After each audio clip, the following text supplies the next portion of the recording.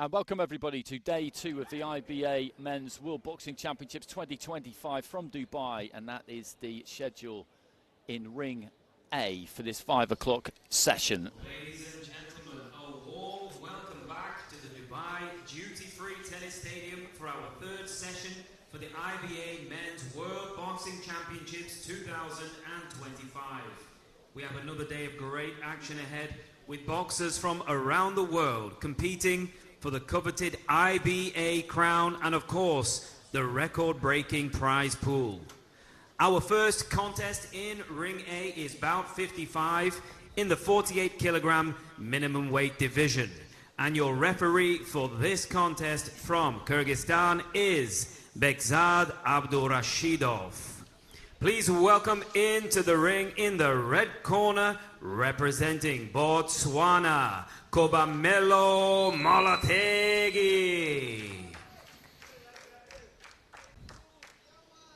So we get underway with the 48-kilogram division. This late afternoon we have minimum weight and welterweight, light heavyweight, super heavyweight. Into the blue corner, representing Papua New Guinea, David Ome. So that's MOLATLHEGI making his way up into the ring. Boxer of the World Championships in 2023, the African Championships the year before. Has had a couple of fights as a pro. And this is David Ome of Papua New Guinea. Took part in the Oceania Championships in September. Your judges come from Tajikistan, Palestine, Armenia, Romania and Afghanistan.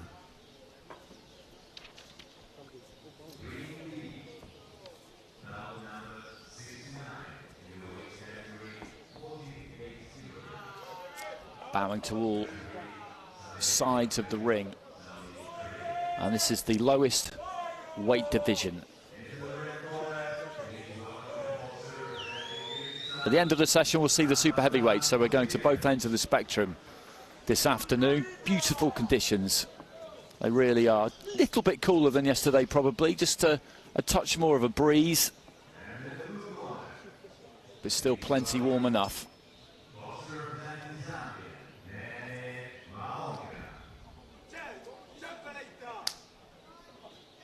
So touchy gloves between the two.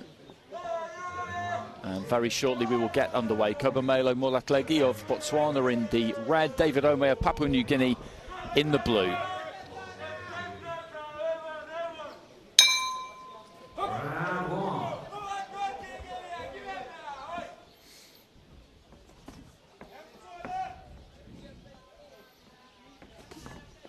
Left hand there from MOLATLHEGI, landed nice and early. He's got the height and reach advantage on his opponent here. Carries that lead left hand pretty low. And Ome looking to try and take advantage of that maybe with that right hand, trying to come over the top of that pretty low jab hand for MOLATLHEGI. He looks like he's got quite a curious habit, Ome. He throws that right hand and then he steps off to his left-hand side, almost in kind of slow motion. And he's done it again there. It's a funny little kind of step kick he takes. He throws the right hand and then he disappears off on the diagonal. And he's done it again there. The right foot, the back foot kind of comes round and he almost ends up in a southpaw stance. Right hand into the body there from Ome, just quickening up those feet. MOLATLHEGI just needs to pop that jab, use that height, use that reach, and see if he can keep this on the outside. He's in against somebody relatively unorthodox here.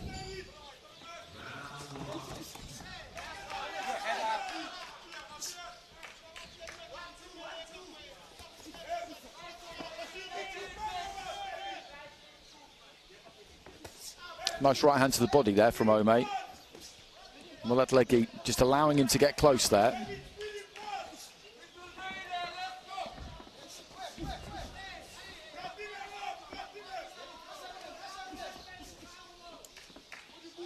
Poking a bit with the jab there, MOLATLHEGI. Ome, again, just quickens his feet up and looks for that right hand into the body. Into the final minute of round 1.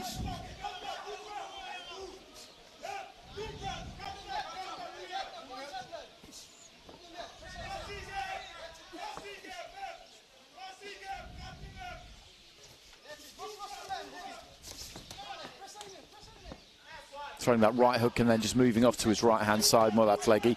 Decent looking straight right there from him. It's not been the easiest round to score, to be honest, because neither of these two have landed an awful lot. MOLATLHEGI looks capable, as I said, of establishing that jab, popping out the 1-2 and keeping his man at bay, but Ome is looking to try and get on him all of the time. Despite some technical shortcomings, he's done a reasonable job of that at times, particularly with the right hand to the body. So into the final few seconds of round one, this opening fight in Ring A on day 2. Had some fantastic fights yesterday, particularly in the, I'll call it the nighttime session. We've got an evening session and a nighttime session. We had 3 first-round stoppages. Some big, big punching. We had a head clash, we had all sorts. A great fight between Michael Lukalu and Cassio Budabart as well, which went all the way. And MOLATLHEGI there just landing a lead left hand, and you get the feeling he did enough in that opening round, but at the same time, you also got the feeling he could have done a bit more.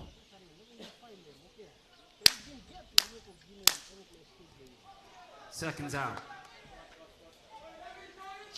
And it's MOLATLHEGI who gets it 10-9s across the board. So this is a big round for Ome. 2.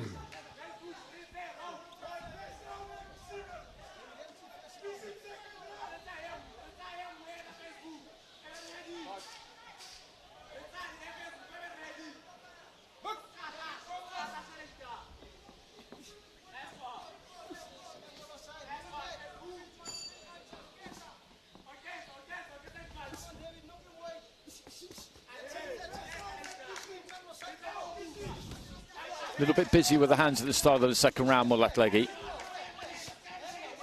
Ome again just still trying to close that space down on him.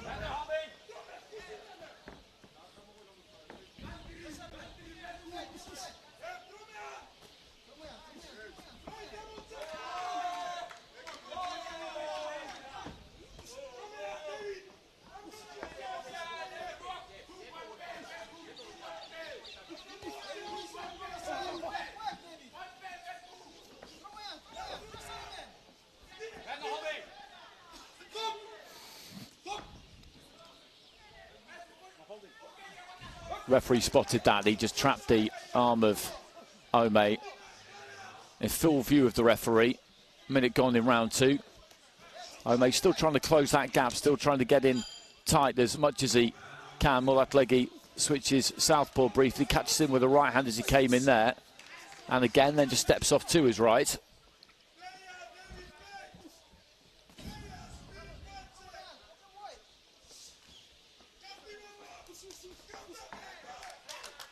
Decent combination there from the fighter in red.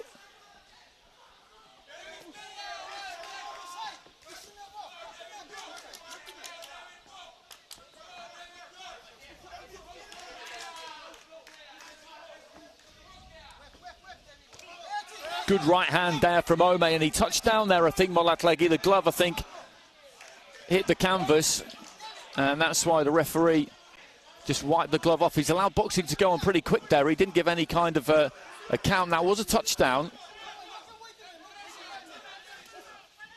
So slightly curious that from the ref that he didn't give a count there, because from where I was sitting, that right glove did touch the ring canvas.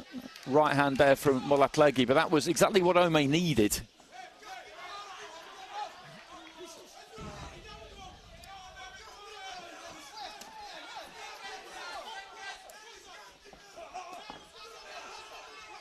And I wonder what that will do to the scores for this second round into the final 30 seconds of it. Ome needs this round. He needs it with at least 3 of the judges. You drop the first round across the board with all 5 of them. You've got to turn it around in the second round, and the minimum you need is 3 out of 5, because that gives you a chance then.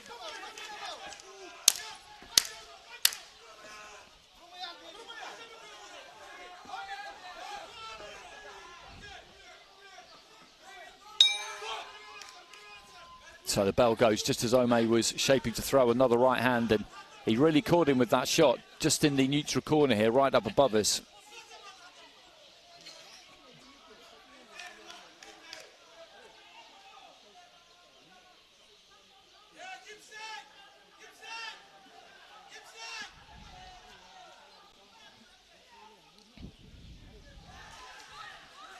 But it was around the outside of that right hand from Ome. MOLATLHEGI did dominate. So it would be surprising if that single shot. And there it is. Just caught him with a little bit with the inside of the glove. I don't think it's going to have had too much of a bearing with the judges. And you look at the scores there, and he swept it again there, MOLATLHEGI. Seconds out. And there's a 10-8 in there as well. 10-8 in there, I think a little bit generous, but Ome now basically needs a knockout in this third and final round. Third and final round. And we've not seen anything in this fight so far to suggest that that is a realistic possibility. You do never know, of course, but you don't tend to get too many stoppages at these lower weights.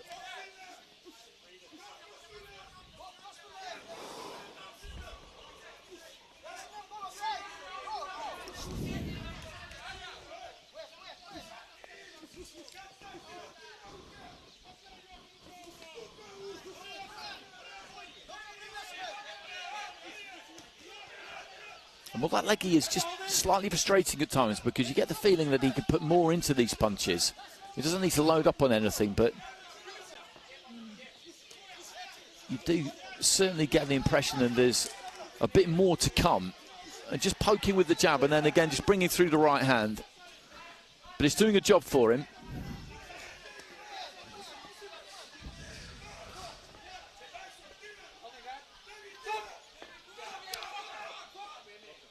Right hand on the break there from Ome. The referee having a word with MOLATLHEGI about holding. But he got clipped by a pretty lively looking right hand there from Ome. And there's the jab from MOLATLHEGI, and it gets through, but you just feel if he put a bit more rotation into that, just put his hips into it a bit more, he could land it a lot more solidly without too much more effort, really. Ome just trying to steam onto the inside here, just past the midway point of round three rather.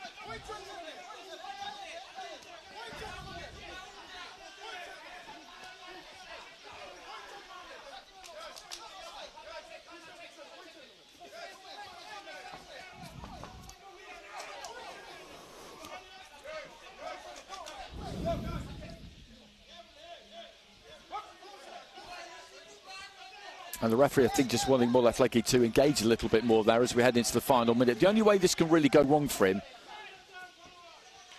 is if he does walk onto something. As I said at the start of the round, that doesn't seem likely. Ome, though, is doing his best to try and make that happen.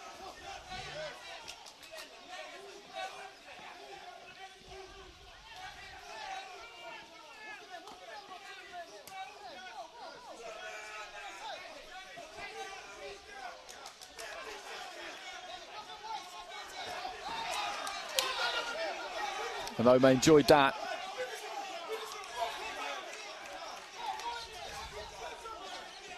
A turn southpaw there, MOLATLHEGI, and did put a little bit more gas on that left hand as he threw it. And Ome again just looking to try and get after him. He's been game here, David Ome. He's tried to bring the fight to MOLATLHEGI all the way through. He hasn't had a great deal of success, but it's never stopped him persevering. Another smearing right hand doesn't quite land as we get to the end there, and knowing what the scores were going into that third round, the lead that MOLATLHEGI had, he needed 10-8s in that final round.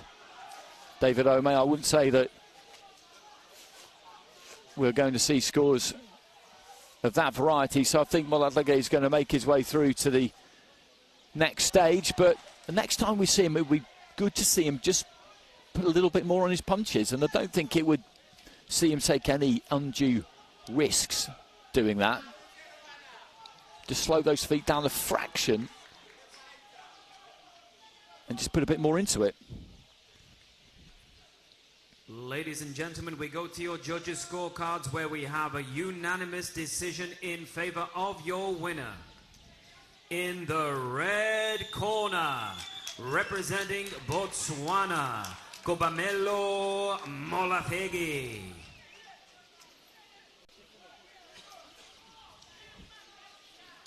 So safely through Kobamelo MOLATLHEGI, and the final round went 4-1 in his favour. There was one scorecard there from the Romanian judge who gave that to Ome for effort, I think, really. He put plenty into that fight.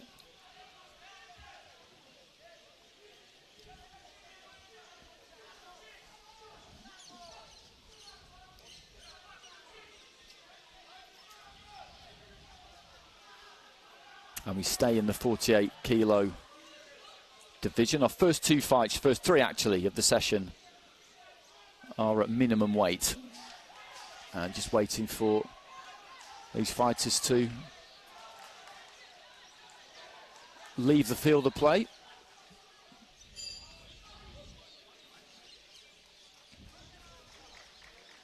And for our new team of officials to arrive.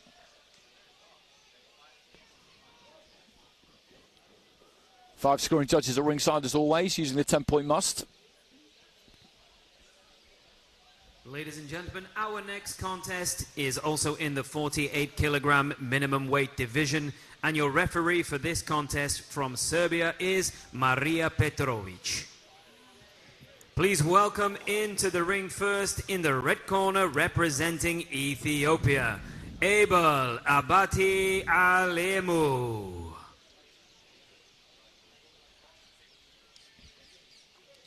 So coming into the red corner, Abel Abatiye ALEMU of Ethiopia.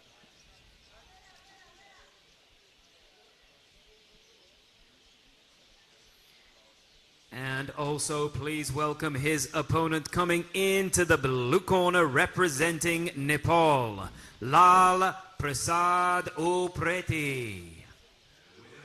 And in the blue corner, Lal Prasad UPRETI. Got to the last stage of the Asian under-22s a couple of times, boxed in the Asian Elites in 2024 as well. The more experienced of the two. Your judges for this contest come from Italy, Tunisia, Sri Lanka, Colombia and Latvia.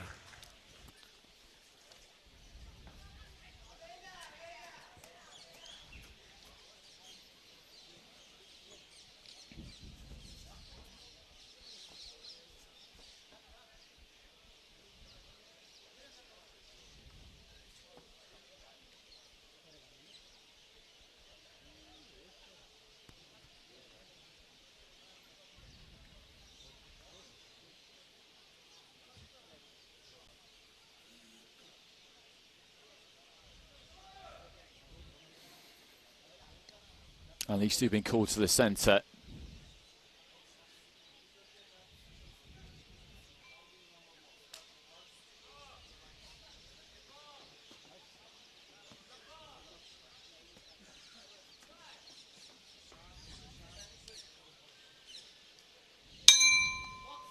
And there goes the opening bell.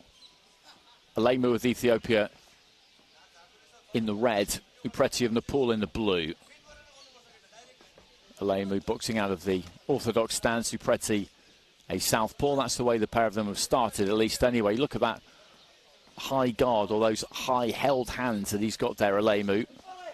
He's offering UPRETI plenty of body right from the beginning.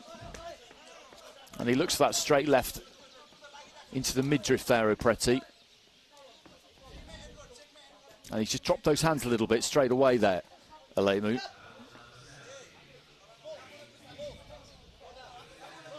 Referee just telling UPRETI to keep that head up. You don't want head clashes.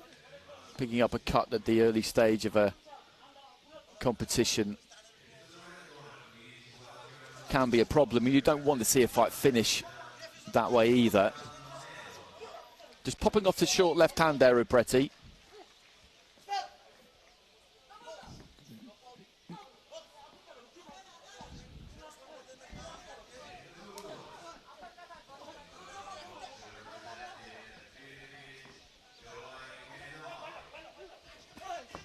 Good right hand there from IBN-ITA, just dipped and then threw it up from the waist, landed, and then stepped off to his right-hand side. He's taking some interesting angles here at times, IBN-ITA. That's a decent combination there, though, from ALEMU.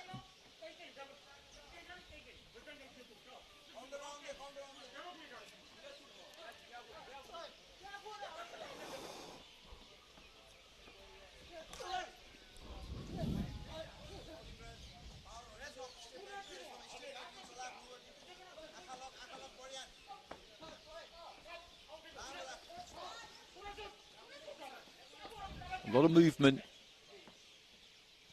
from the waist from IBN-ITA. Dips low at the waist, a lot of lateral movement. Look to try and time the uppercut there as ALEMU came in. Didn't quite manage to pull it off, but it was a good idea.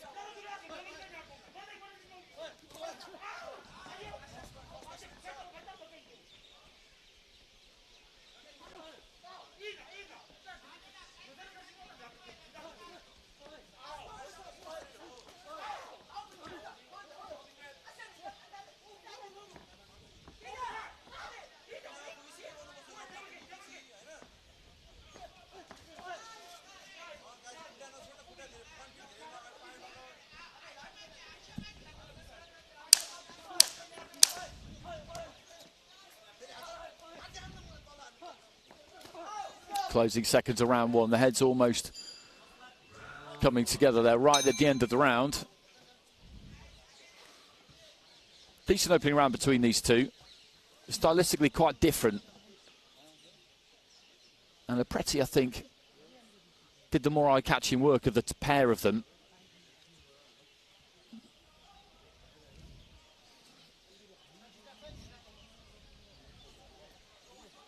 There's that neat left hand, and then just rolls off to his left-hand side. He's got a good balance. He's maybe a little bit extravagant with his movement at times. It's quite a tiring way to fight when you move laterally quite as much as he does and dip quite as low at the waist as he does. It'll be interesting to see if he can keep that moving for the 3 rounds.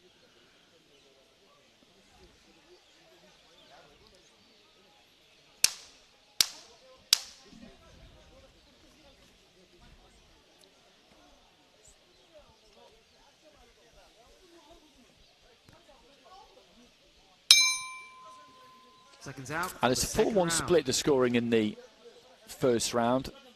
4 cards going to IBN-ITA, 1 going to ALEMU.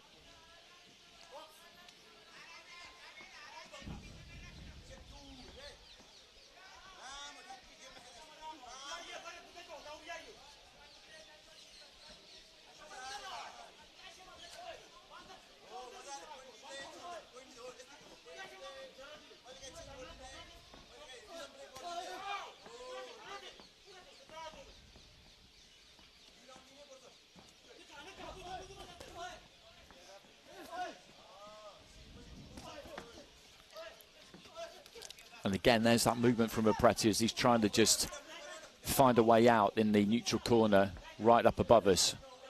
Trying to stick to the jab there, ALEMU. And that's what you need to do against someone like this.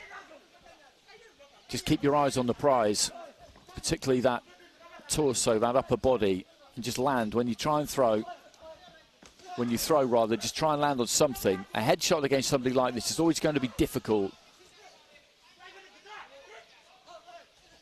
And there's that kind of jumping lead left, an overhand left that was quite well short. But the problem that ALEMU has got is,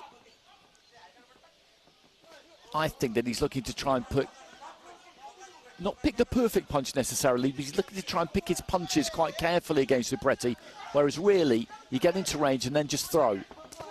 And the aim being just hit something and just try and slow him down a little bit that way. Because he is tricky.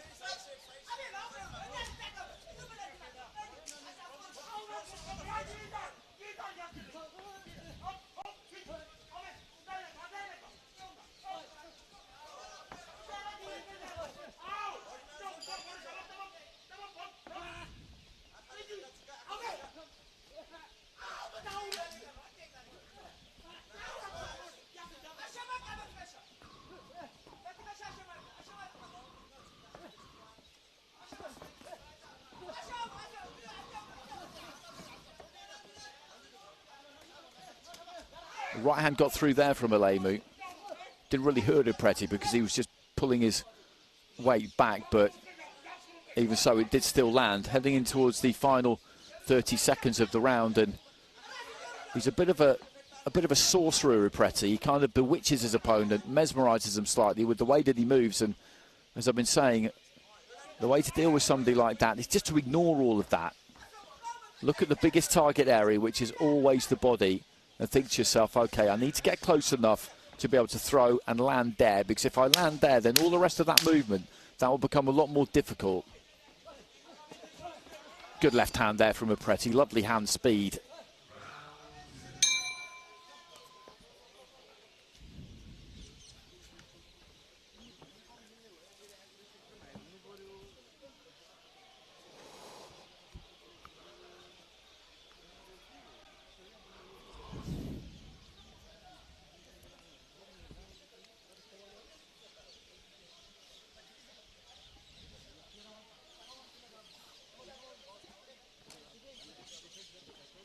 And just wafting that towel to get the breeze onto the fighters.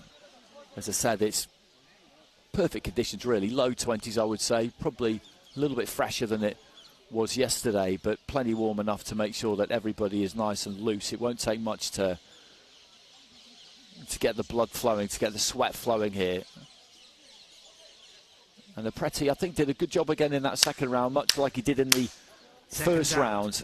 ALEMU just doesn't really have the skills to cut off the ring on him, to be honest.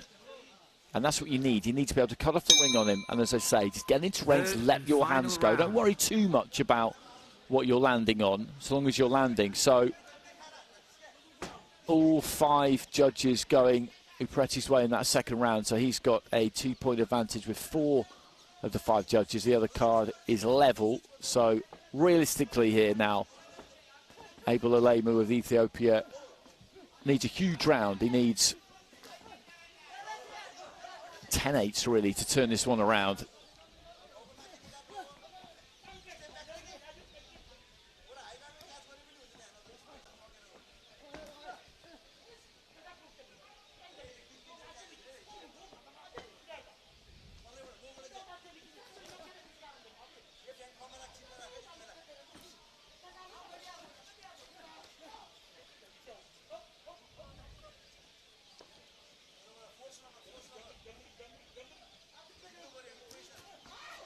Right hand there from ALEMU, did get through as UPRETI was just backed up against the ropes, but again there, just manages to dip his knee, sinks quite low, and then just skirted off to his right hand side.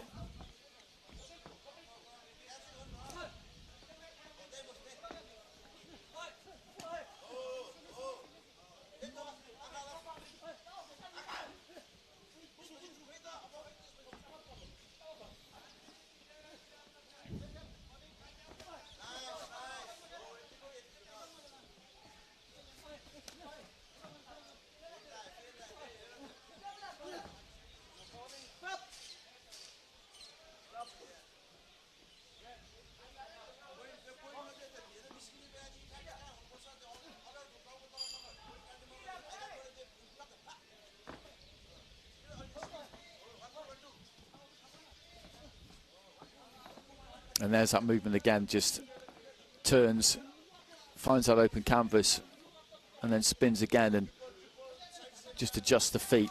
And he's giving ALEMU a little bit of a run around here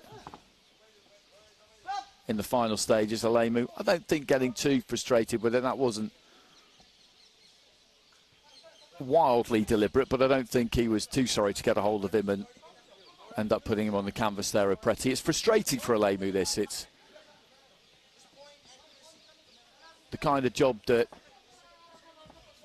you don't really want, to be honest. You want somebody who's going to engage a little bit more, whereas with UPRETI, he will kind of ghost in, throw the odd punch, not always all that hard, and then he's away again. Well, they were both at it there. I think the referee might have gotten a little bit quicker to break them, and they were just giving each other a crack on the inside. Last few seconds. And it's UPRETI who's going to come away with the win here. We had 3 fairly similar rounds there.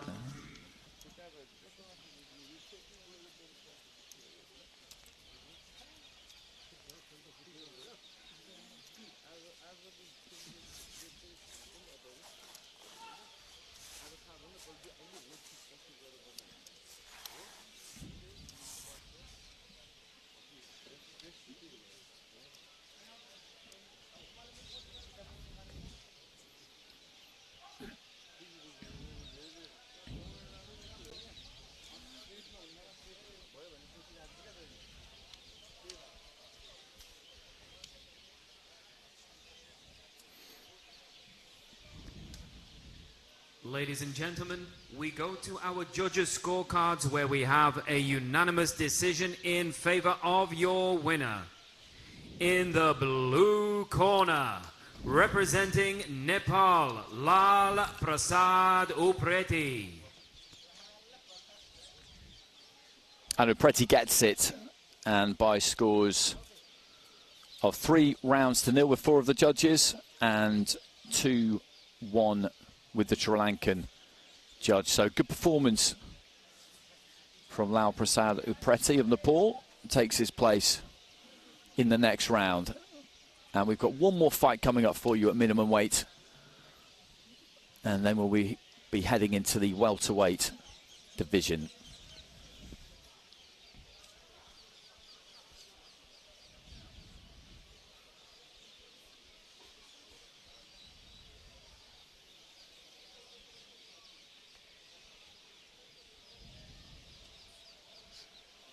And there's that cheeky kind of signature move. He throws that lead left hand almost. And as he throws it, he's not even really looking. He's already making his way off to his right hand side.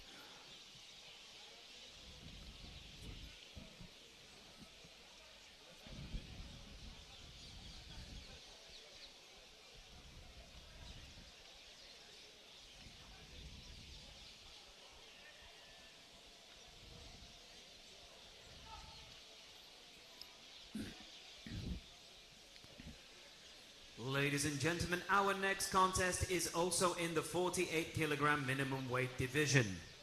And your referee for this contest from Morocco is Umema Semalali. Introducing to you first, coming to the ring in the red corner, representing IBN India, is Devendra Singh Solanki. 20 years old Solanki from Rajasthan. Has won a couple of national titles this year. And his opponent comes into the blue corner representing Tanzania, Ali Salim NGWANDO. NGWANDO boxing for Tanzania, 26 years old from Dar es Salaam. 11-2-2 as a professional Tanzanian flyweight champion in March 2022. Last outing was in June, so coming at this very much more from the professional ranks. And NGWANDO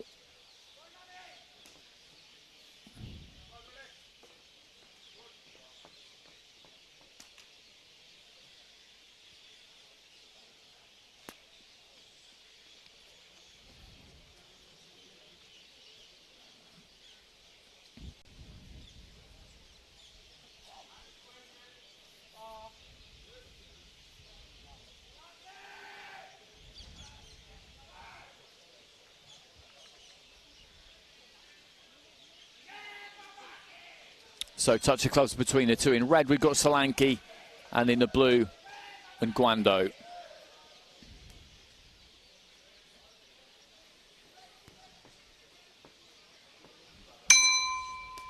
Round one.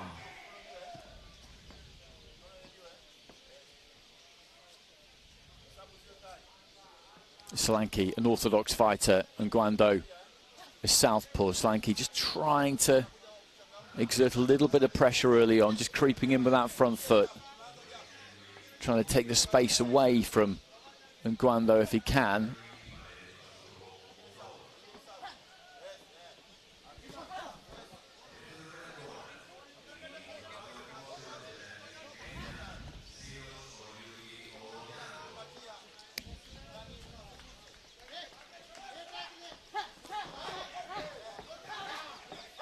Got his feet a little bit closer there, Solanki, threw that right hand, but as he did so, that back foot came round a bit and he ended up a little bit square, slightly over-eager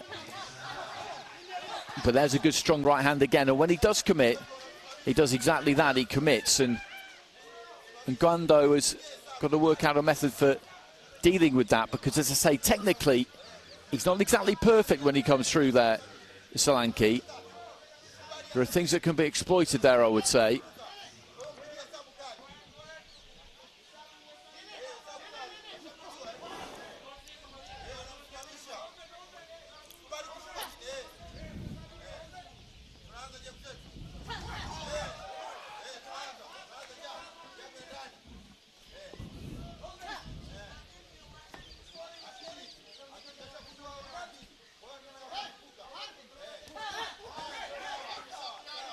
Trying to get that left hand away there in Gwando.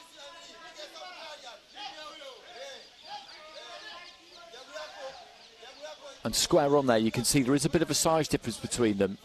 They are, of course, in the same weight division, but you can still get different sizes within the breadth of 3 kilograms.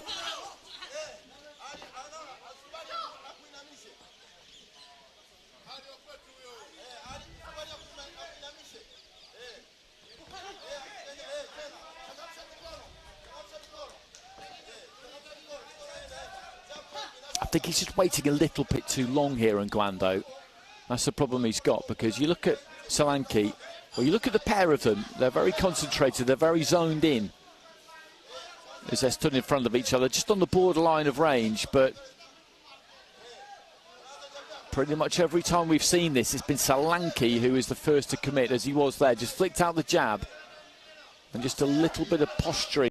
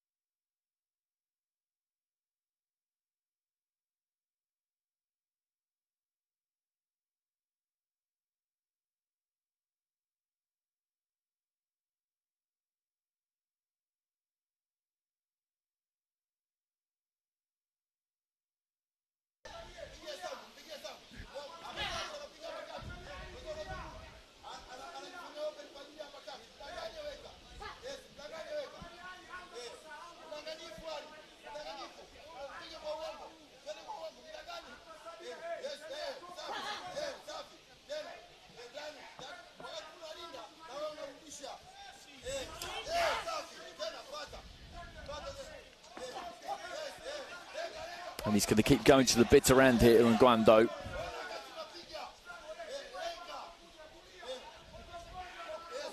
The coaches will have known the scores going into the final round, but I don't think they would have communicated that to him. They would have just sent them out there just to give it his absolute best in that third and final round. And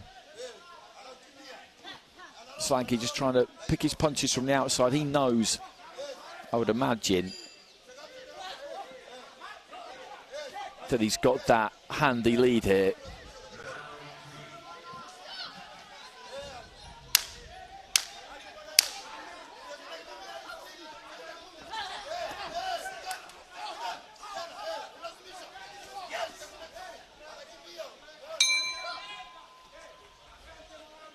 And he raises his fist there. Solanki outstairs NGWANDO. Solanki's going to get it. That much we do know, because he's got a commanding lead going into that third and final round. I thought rounds 2 and 3 were pretty tight myself. Solanki got round 2 5-0. We'll have to wait and see what the judges do with round 3.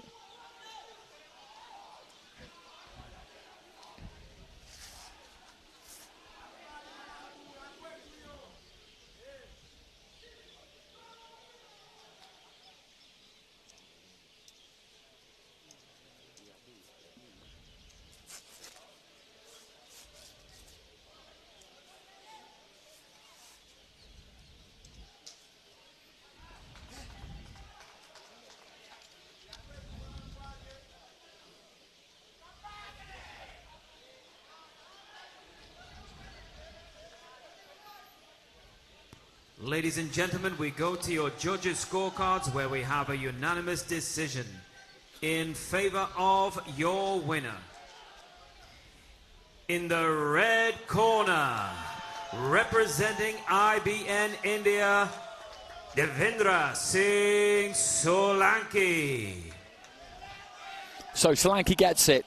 And you look at the scorecards there, 4 scores of 30 points to 27, 1 of 29 to 28. So 4 judges had it 3-0, the other one had it 2-1, and he advances through to the next stage. And that wraps up our action in the 48 kilogram division for this session. And next we will be stepping into the welterweights, and we'll be having a look at a world and Olympic champion in the shape of Asadkhuja MUYDINKHUJAEV.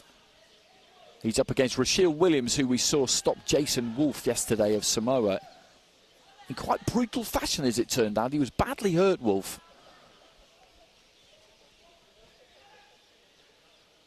And that fight was supposed to have happened earlier in the evening, and in the end got put back to the end of the session.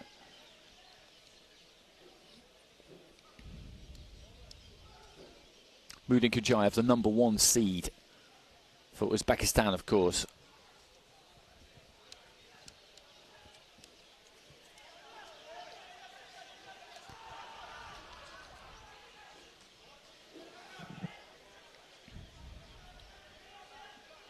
Ladies and gentlemen, our next contest is in the 67 kilogram welterweight division.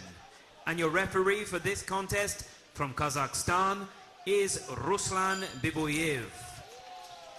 Introducing first into the red corner, representing Uzbekistan, Asadkhuja MUYDINKHUJAEV.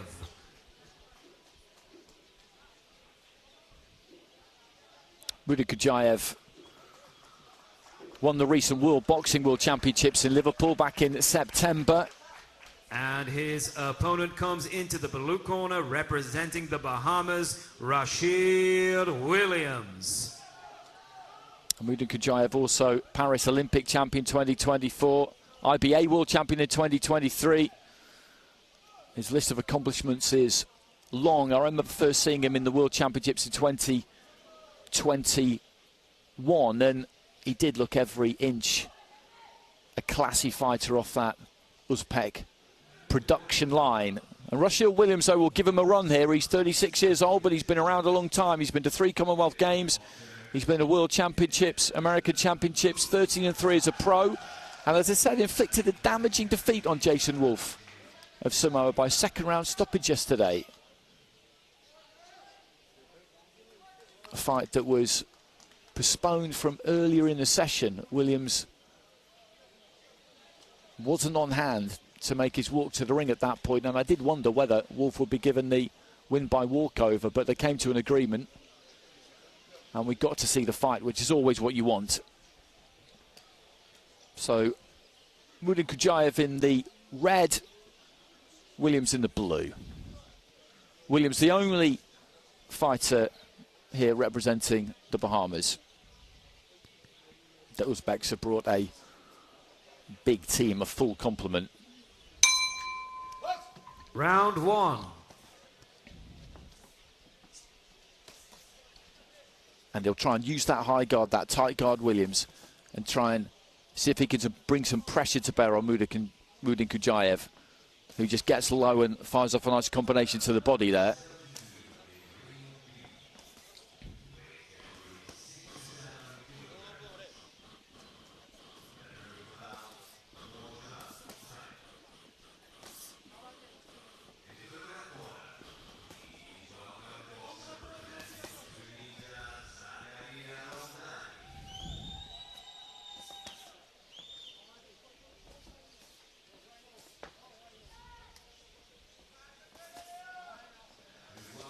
That guard doing a pretty good job for Williams so far. MUYDINKHUJAEV looking to try and pierce it. Right hand came back there from Williams. That found the target. Throws a combination, MUYDINKHUJAEV, and then just pivots around that lead right foot. And just trying to vary things up, going up and down.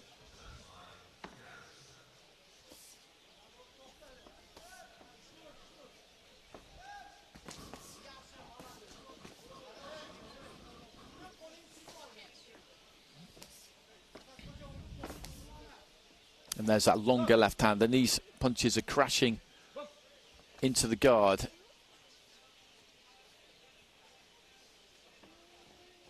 And the thinking here from MUYDINKHUJAEV maybe is that he's not going to be able to keep taking these on the gloves and forearms forever. A couple of straight left hands there did look like they'd found a way through, and then he attempts an uppercut, MUYDINKHUJAEV, and he's very, very accurate with everything that he throws. Right hand into the body there.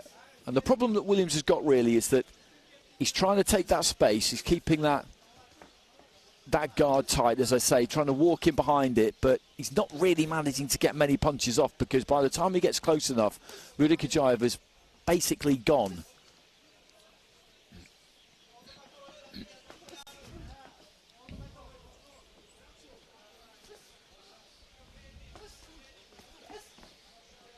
A bit of blood coming from the nose there, actually, of Williams. I think evidence that that left hand is getting through.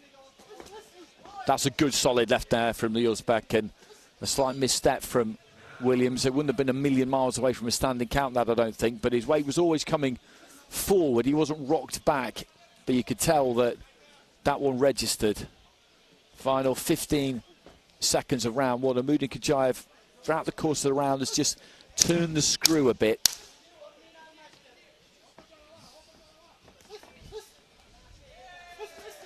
He is a classy, classy fighter. And again, shaped to go up top there, then just dropped his height slightly and threw the right hand in just above the belt line. A slightly weary look to Williams as he trudges back to his stool. I'm not entirely sure what happened yesterday with regard to the initial scheduling, because he didn't appear. And Jason Wolf was unopposed.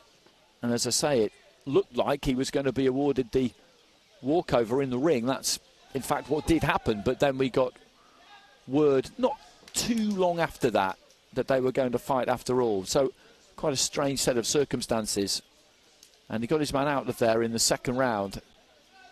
So I don't think that would have taken too much out of Williams, but I think that first round against MUYDINKHUJAEV may have done. And will the Uzbek just look to try and turn the heat up further out in round two? You would say that he probably will. And a couple of 10-8s in there, actually, and I wouldn't strenuously argue with that. Two. Reminder on the scoring, it's 10-9 for a close round win, 10-8 for a clear round win, 10-7 for a very dominant round win. And that's exactly what it's about with the judges at ringside. They're looking to interpret dominance. And what they're looking for more than anything else is scoring punches. Punches landing with the knuckle part of the glove on the target area, which is the torso or the front or side of the head. That is the primary criteria.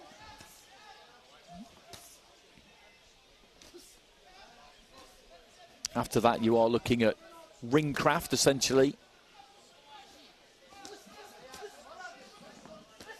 And also who's maybe bringing it. The crunching left hand got straight through the middle again there, and he shook his head, Williams, but there's not an awful lot he can do here. As I say, he's continuing to just march forward behind that guard, but he just doesn't really have time to get too many punches off.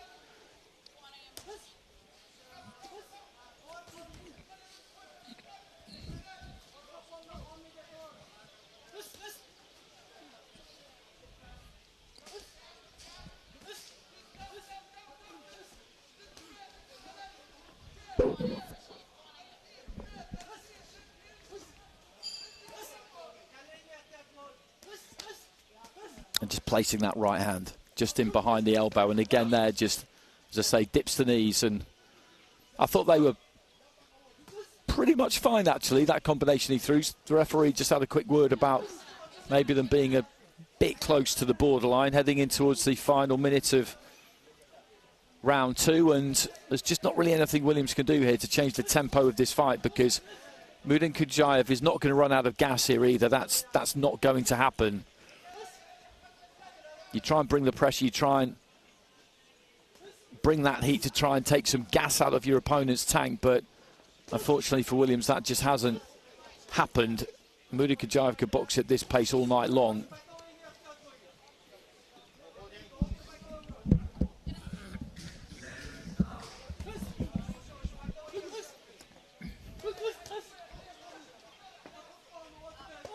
.30 seconds remaining in round 2. And these rounds will seem long for Rashield Williams. But he's still in there. He's still in there throwing, still trying.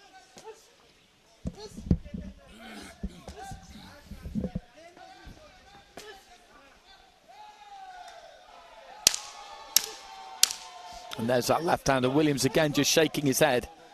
And again, the referee just having a word about potential low blows.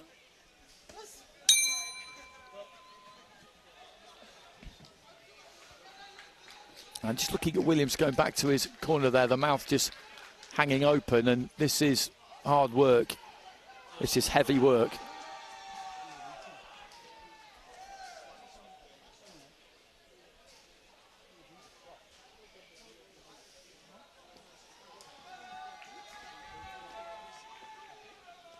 Bit of blood coming from the end of the nose there. That's been happening for a little while for Williams.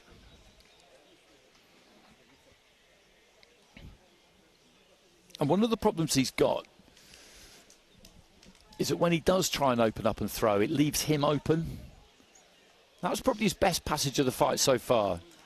He certainly doesn't lack grit and courage, Williams, because he's continued to try and come forward right from the beginning.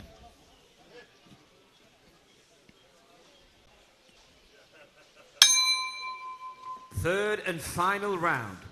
10-8 across the board there from all 5 judges, so a big lead for MUYDINKHUJAEV coming into the final round.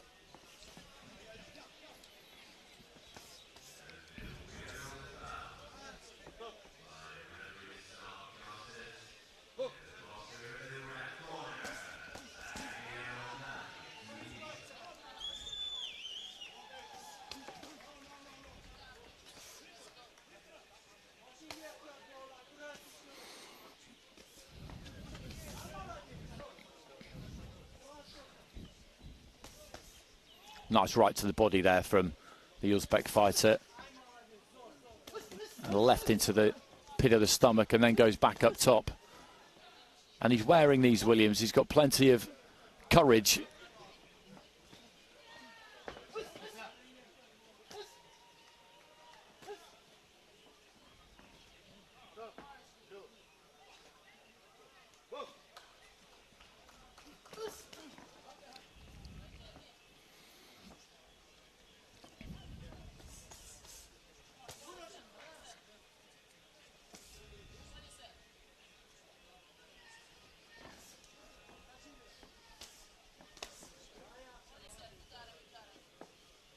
And the punch output from MUYDINKHUJAEV has been impressive. He's set the tempo, and when you box at your own pace, even if it's quite a high pace, then any fighter will tell you it's easy to keep that going. And he's just let his hands go, nice and loose, nice and sharp. And he's always just looked to give Williams a few different looks. Adjusts that height, turns orthodox briefly. And he will take some stopping in this division, but it is a good division. As you would expect, 36 fighters in the welterweight division. And Williams just determined to stick this out.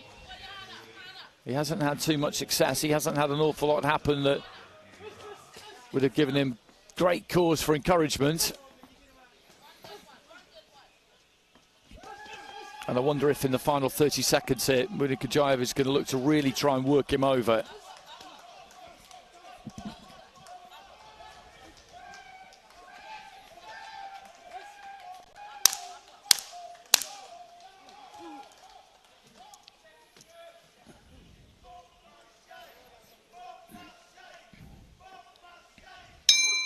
Well, there goes the bell, and that will be a welcome sound for Rashield Williams, but I tip my hat to him because he took his medicine there. He's in with a really, really good fighter. He boxed yesterday, and it was tough. And you look at MUYDINKHUJAEV there, he's sweating, but he's not exactly blowing, is he? He's in tremendous physical condition and looks every inch the world and Olympic champion that he is.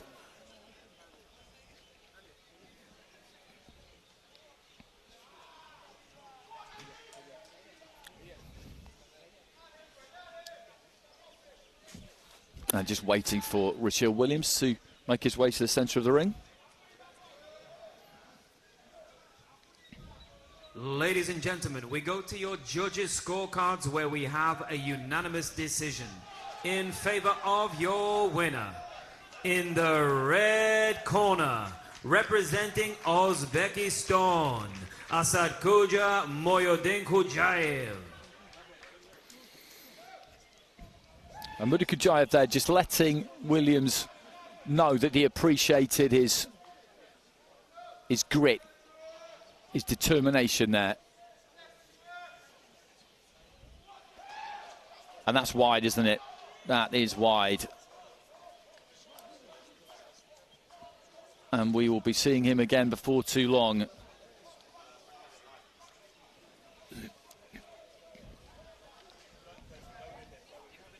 And the next fight in this division actually is going to be announced as a walkover. Armen MASHAKARYAN of Armenia is going to be announced as the walkover winner against Pietro Loriga of Italy.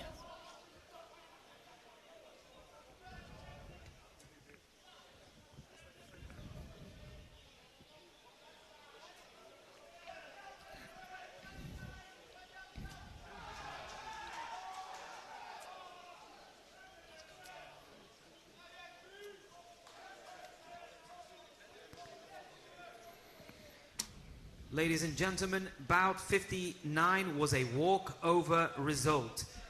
Therefore, proceeding into the next round, representing the IBA-PRO will be Armen MASHAKARYAN.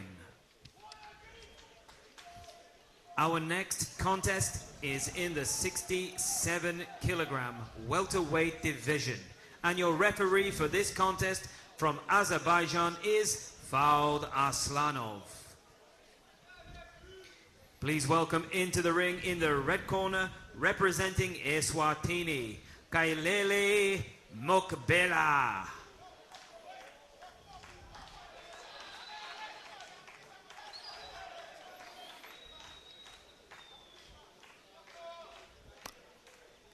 And his opponent comes into the blue corner, representing Brazil, Oliveira Cassio Santos.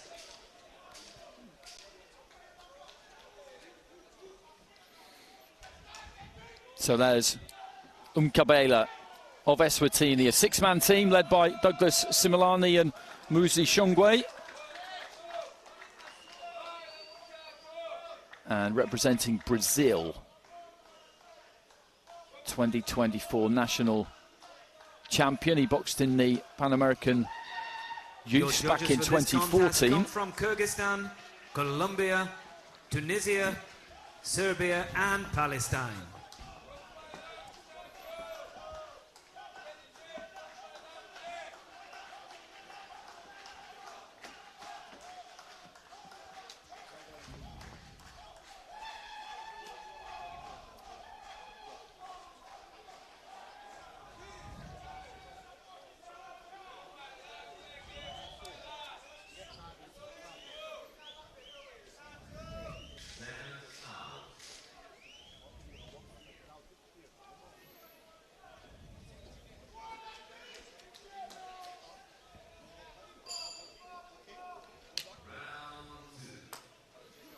So Eswatini in the red, MKHABELA of Eswatini in the red, Oliveira of Brazil in the blue, just rubbing his feet on the canvas, just looking to scuff up that transfer a touch and get some extra grip.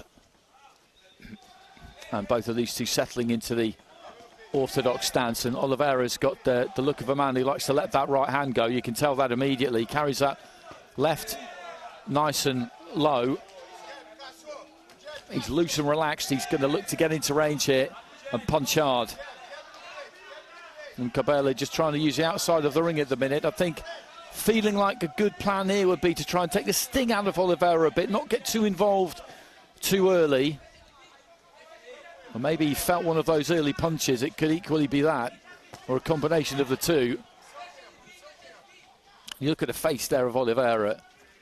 He means business here, trying to cut that ring off, and he has to make sure he does do that rather than just follow his man around.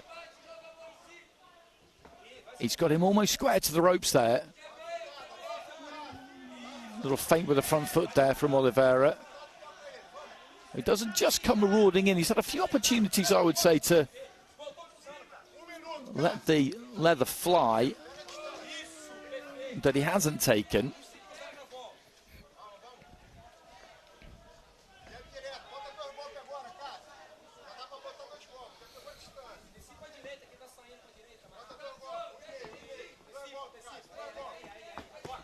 Right hand into the body there from MKHABELA was a decent shot. Lost his balance as he came sprawling forward there with a right hand lead followed by a left, but managed to get it back under control. And luckily for him, Oliveira had pulled his feet back in straight line, so he wasn't in a position to capitalise on what was a bit of a clumsy manoeuvre.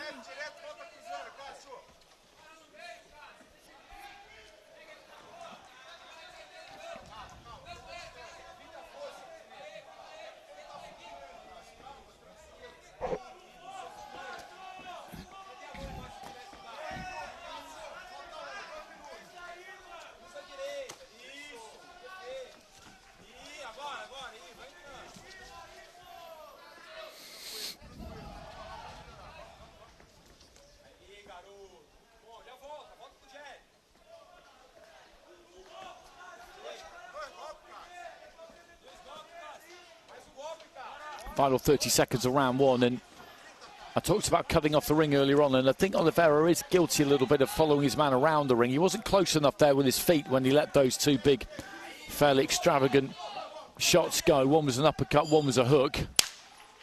But he's very much been the man trying to dictate terms, and has at least half landed some fairly solid stuff at times.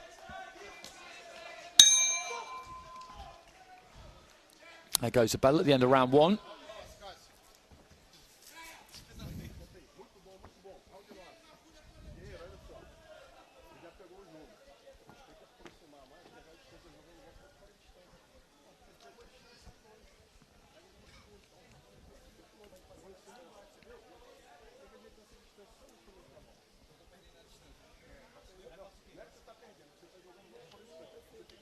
Big, expansive hook there from Oliveira, didn't really get through.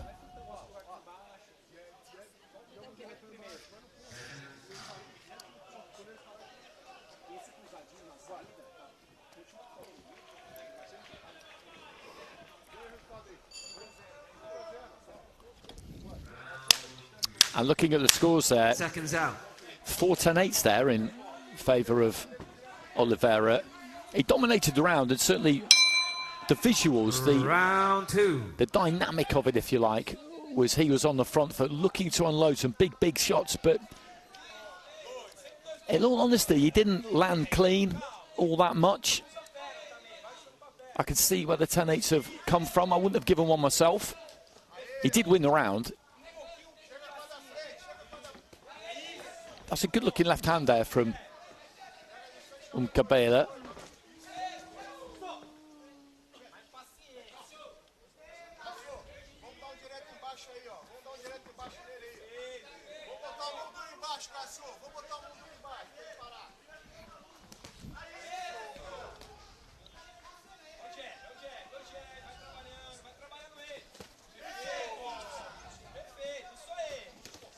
Looking for the jab and then trying to shoot the right hand down the middle. They're almost like two single punches when he does that. He throws a jab, then he throws a straight right hand. They don't kind of sling off each other.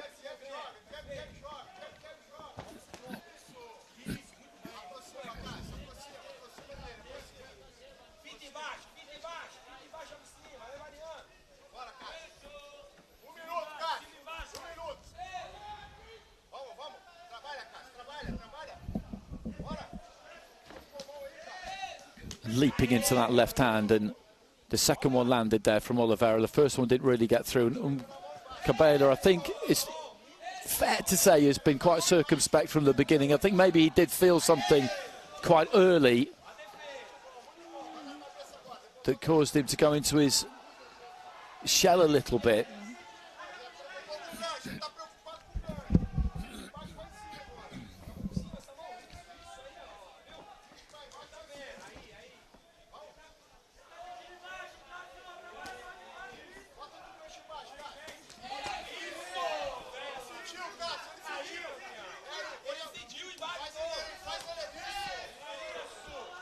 Left hand into the body there from Oliveira. Into the final minute of round two. And it's been more of the same in the second round as it was in the first. He's trying to get some punches off Kabinda, but there's that swaggering kind of menace about Cassio Santos Oliveira, which hasn't translated into any monster punches being landed. But the intent is always there, you can see that. That's a good jab, nice strong jab. And the hook upstairs was good as well, and Kabinda felt that one. I do think he's got some heavy hands here, Oliveira. When he does land, it has an effect. And he's going to be out of sight, I think, by the end of this second round, because we had 10-8s in the first round. I don't see any reason why we wouldn't have 10-8s in that second round.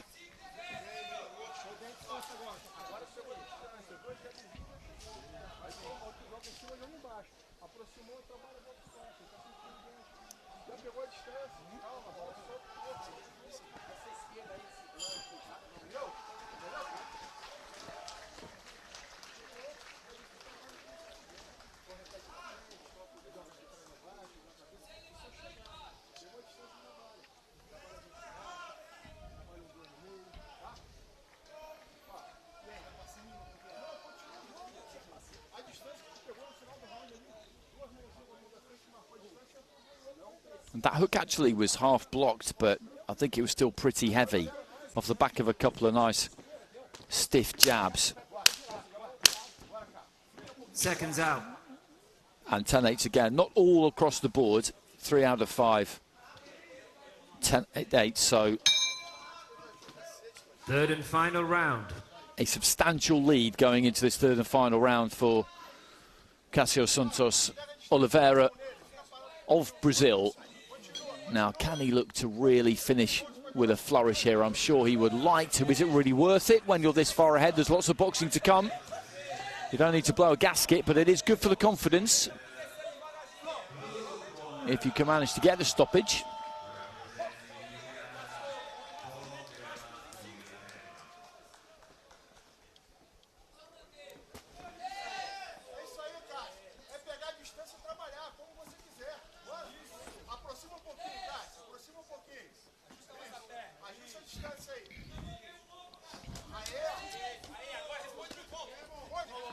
And Kabinda just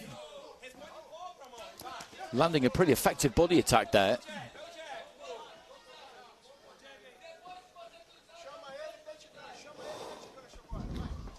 And I said earlier on that you can get quite a difference in size across different weight divisions, and this is another good example of that, because this division goes from 63.5 to 67 kilos, so that's 3.5 kilograms, which is the best part of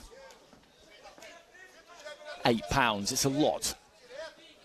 And you can see that size-wise, Oliveira is a more solid individual than Kabinda. Turning southpaw here, Oliveira. Nice left into the body there, out of the left-handed stance.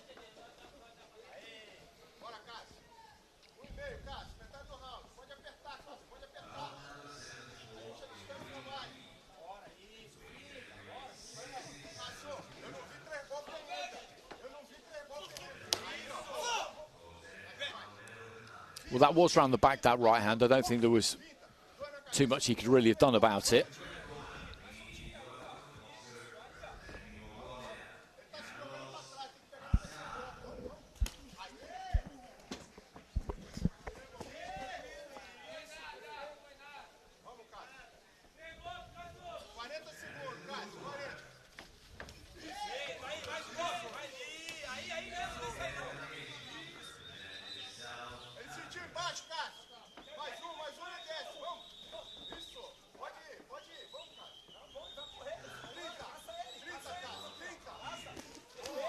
Looking to chop down with the right hand there, Oliveira. Almost caught Kabinda. Nice jab, southpaw jab there from Oliveira into the final 10 seconds. It's been a good display from him, but I think Kabinda stuck to the task pretty well here. He's tried to hold his shape together. He's tried to get off whenever he could. As I say, there is a size difference between the two. There is a experience difference between the two as well. And I think, though, although that might have been quite painful at times for Kabinda, I think that will stand him in good stead. It'll do him a lot of good in the long run.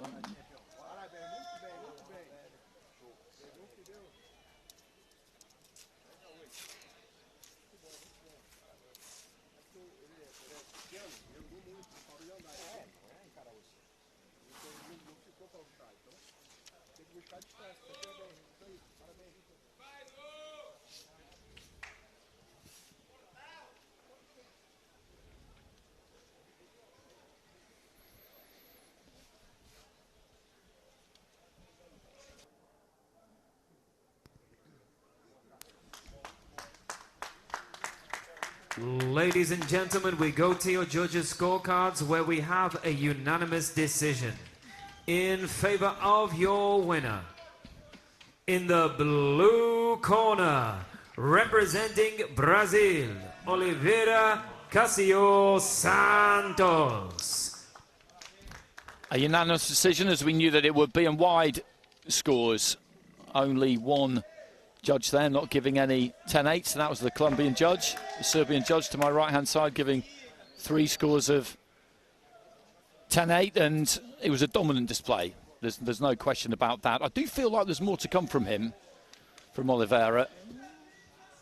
I think sometimes he's maybe looking for the perfect punch, rather than just letting his hands go a little bit more, but you can't find too much fault in that, I don't think.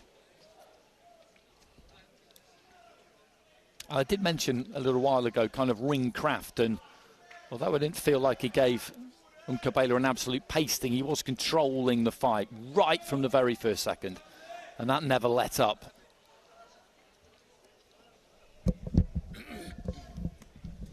And always impressed by a backflip. Generally at points during their career, fighters stop doing it. Maybe they have a bad experience and decide it's not quite worth the risk. Staying in the welterweight division now.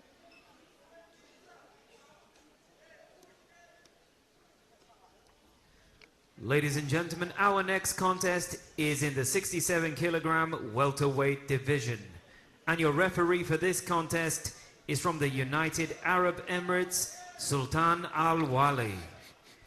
Introducing into the ring first, representing Zambia, and coming into the red corner, Gerald Kabinda.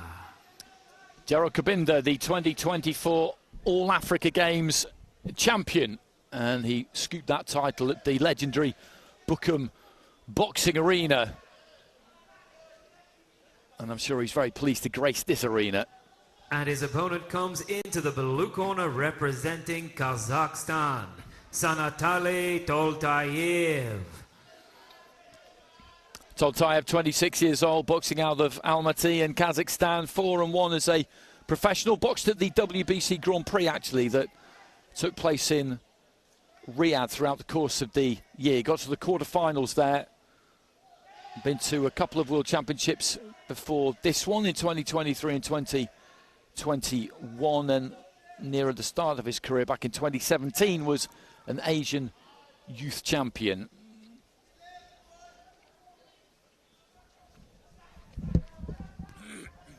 Your judges for this contest come from Armenia, Egypt, Afghanistan, Romania and Latvia.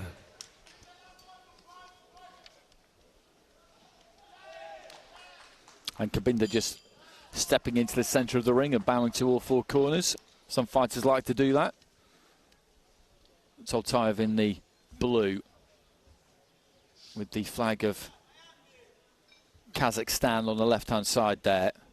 One of the powerhouses of world boxing.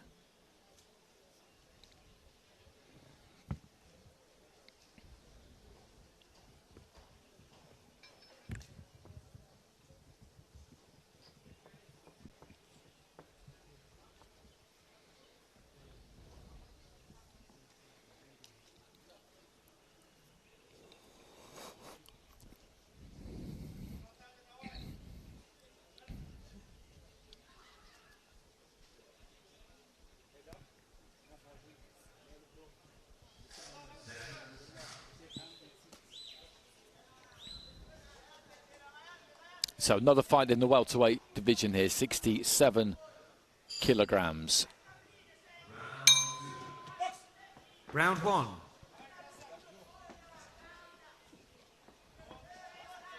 And two orthodox fighters. Again, physically quite different. Look at Kabinda.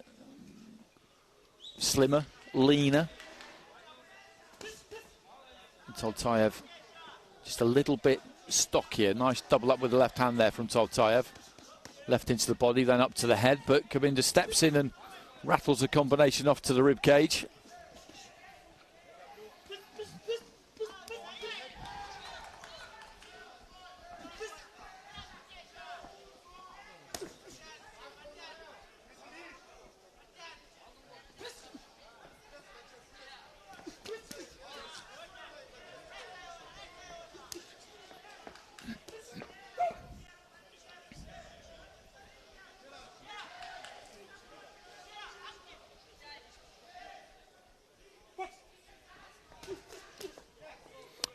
Crunching combination there. The right hand really got through. That registered on Toltayev, I think, and Kabinda is mixing it up here. It's a good positive start from him.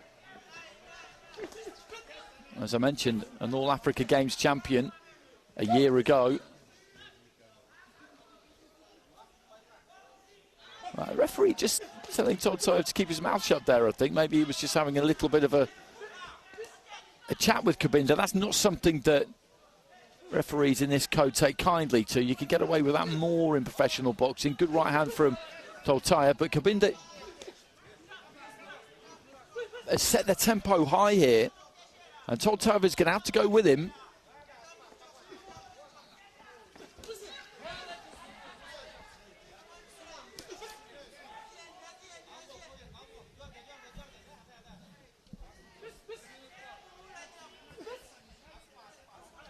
Looking for a kind of swinging right hand there, Toltayev.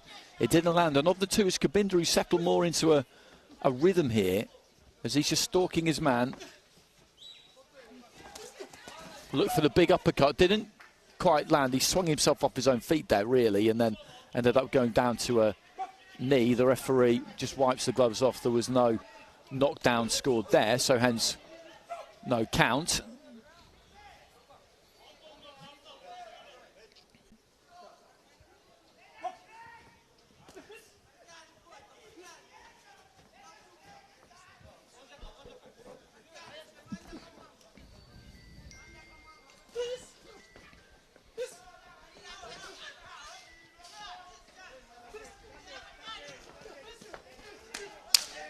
Just setting his feet and letting his hands go there. Kabinda right at the end of the round, and it's a good fight this so far. I think the Balogun in the other ring, the left hand to the body, just finishes things off with a good shot there from Toltayev, but that's a good opening round. Interesting opening round. Kabinda wasn't going to let the play be taken away from him there. He wasn't going to let Toltayev settle into some kind of a rhythm. He got on top of him nice and early and looked to try and just let those hands go. And Toltayev picked some good punches himself. Was nice and calm in the face of the storm at times. Maybe the greater quality came from Toltayev.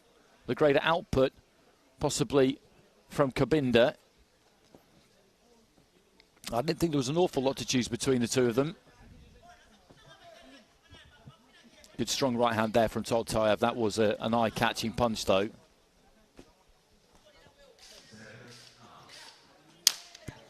And there was a right hand in there from Toltayev, which I didn't see at the time. And it's 10-9s across the board there for Sanatali Toltayev.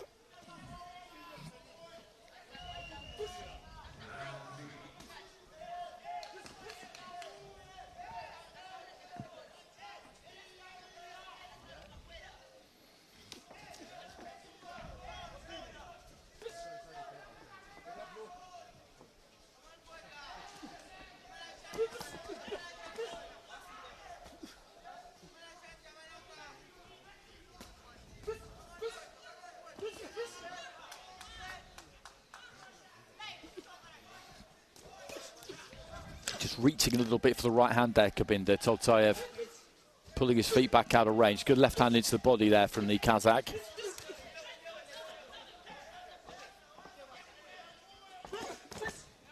Both of them swapping pretty strong shots on the inside there.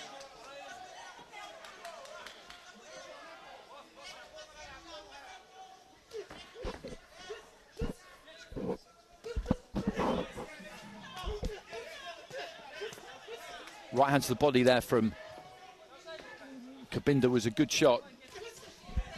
And then chops down with the right hand. And again, this is a really good competitive fight.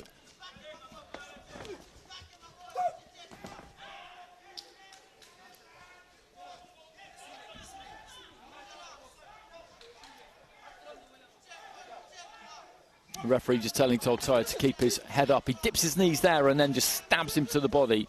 Stabs Kabinda to the body with a sneaky little right.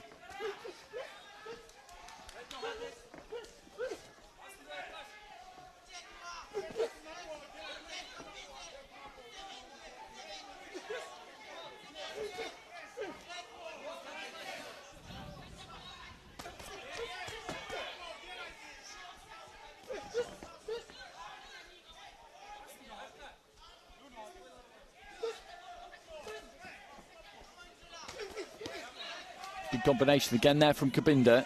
And Toltayev, though, just getting on that front foot, trying to exert that pressure himself. Goes down to the body. The body attack is good again there from Kabinda, heading in towards the final 30 seconds of the round.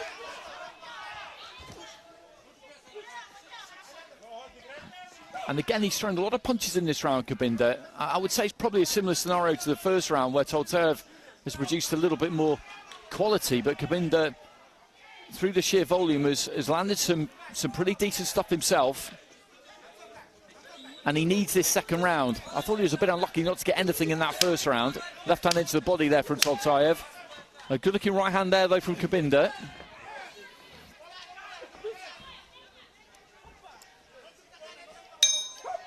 And Toltayev with a little shimmy of the hips there, right at the end of the round on the bell.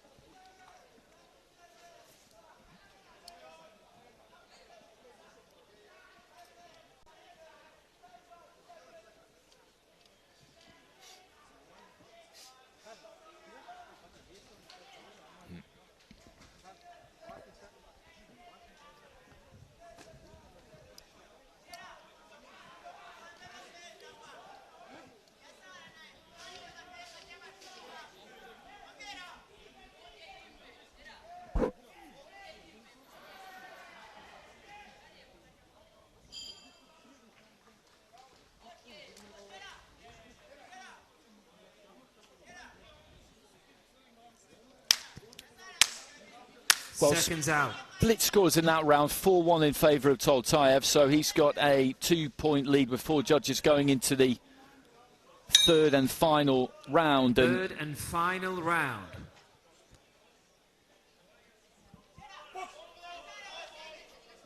I wouldn't say that those scores are wrong. I can see how you would have Toltayev winning those first 2 rounds. As I say, the greater quality really is coming from him, but I think Kabinda's a little bit unlucky not to get a bit more out of it, because he doesn't really have too much of a shot heading into this third round. He needed to win 3 of those cards in the second round to give himself a good chance in this third and final round, and now he's going to have to win this round big. And again, there just stands in, flails away a bit with the left hand, and I'm not surprised the referee just mentions to him there that he was slapping a bit, because when a punch comes in from that wide, that's always likely to be the case. Swinging himself off his own feet almost there, Kabinda. And one of the differences between the two is that Toltayev is more compact. Most of the punches he throws are thrown within the framework of his own body,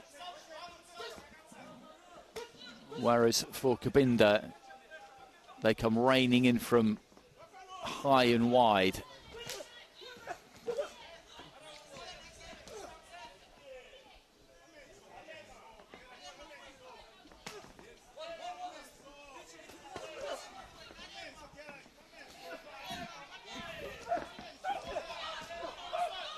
Well, the referee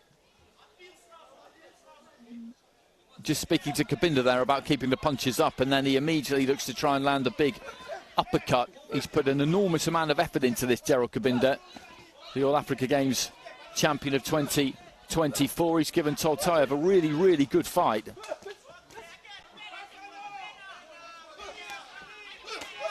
And again, sets his feet square and just lets those hands go. A right hand got through there.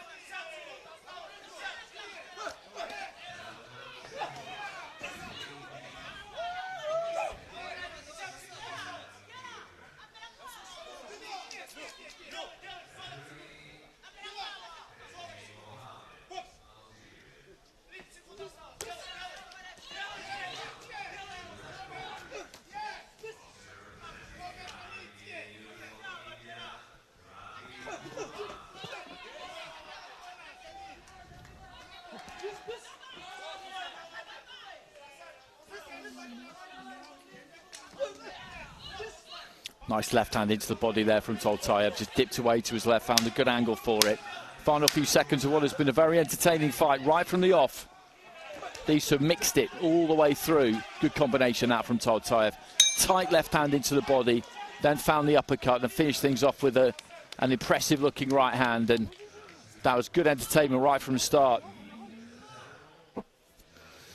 And it's Toltayev who's going to get it. We know that he was 2 points clear with 4 judges heading into the third and final round.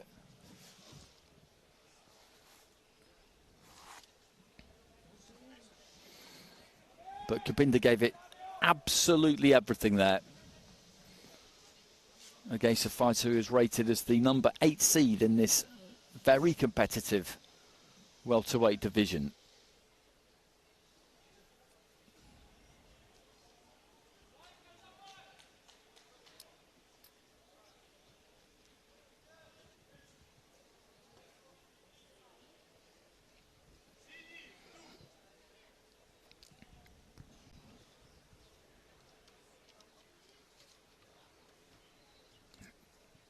Ladies and gentlemen, we go to your judges' scorecards where we have a split decision in favor of your winner.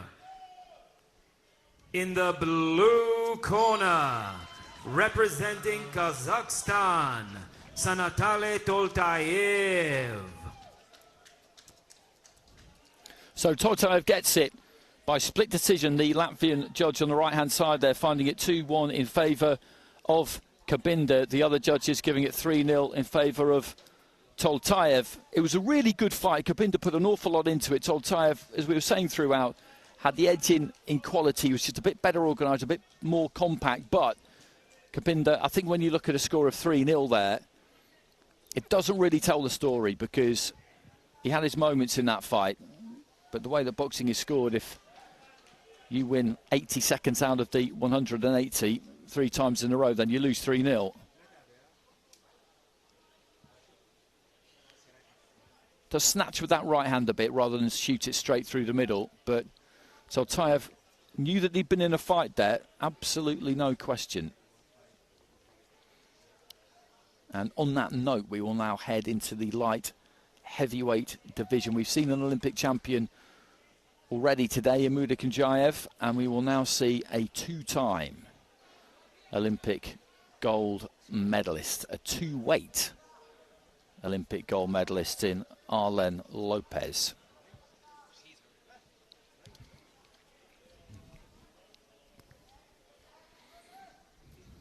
Ladies and gentlemen, our next contest is in the 80-kilogram light heavyweight division. And your referee for the contest from Italy is Luca Vadilonga. Introducing to you first, boxing out of the red corner and representing Cuba, Armen Lopez. So here comes Lopez, 2016 champion at 75 kilos. Tokyo champion in 2021 at 80 kilos, got a bronze in 2024, losing a fantastic semi-final against the eventual gold medalist Alexander Kizniak. He's won a IBA World Championship, 3-time Pan American gold medalist, 2017 American Championships gold medalist. He's won the WSB a couple of times. He really has done absolutely everything you can think of.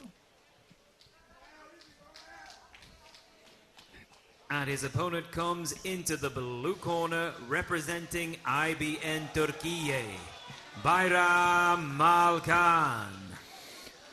Well, Malkan we saw yesterday stopping Roddy Riquelme in the second round after cutting him nastily on the right eye with a right hand. And he is an aggressive, hard-punching kind of fighter. Got to the quarter-finals in Tokyo. Your judges for this contest come from Kazakhstan, Morocco, Colombia, Sri Lanka and Serbia. Malkan is not the kind of guy who is going to stand up and pay Lopez too much respect here. And that can happen when you're up against somebody with a big reputation. It's easy to just let a round slide by. You're boxing the reputation rather than the man. That can happen to anybody. I don't think it's going to happen to him.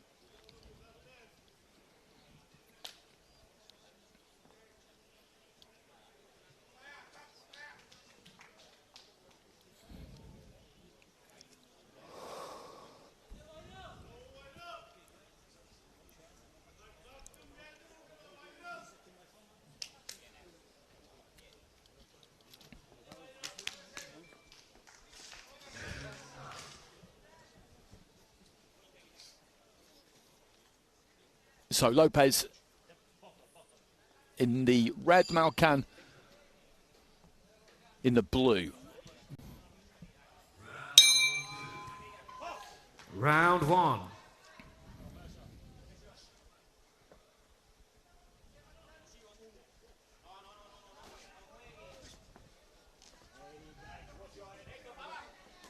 And these two taking it up close and personal early on here. Lopez going down to the body. Malkan happy enough with these close quarters. It's interesting this because it's Lopez who's really initiated this.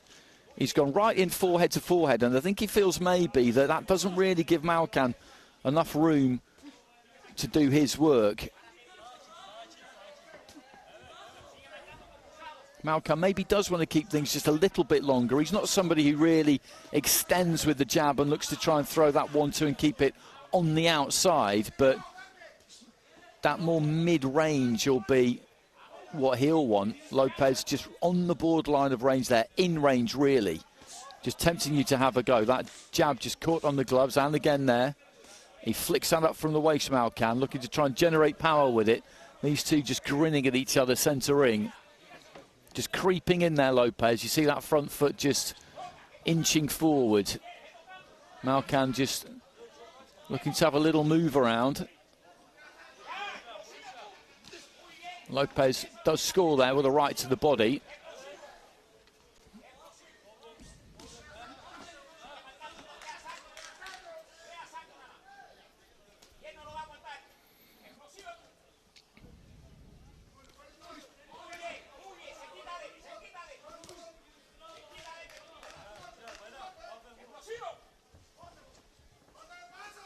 Malkan just waving those arms around, and Lopez I don't think is too impressed with this, and the referee's just telling Malkan, you're in here to fight, and that's not normally an issue for him, but he was right there, the referee, Luca Vallelonga. That's not what we've come to see, is somebody prancing around the outside of the ring waving their arms. And maybe he's just going to try and pick his punches from the outside here. Malkan, spring in, try and land a couple and then get away again, use that long-rangey kind of jab, right hand into the body. But Lopez trying to cut that ring off, just quickens the feet up a little bit there. Turn southpaw.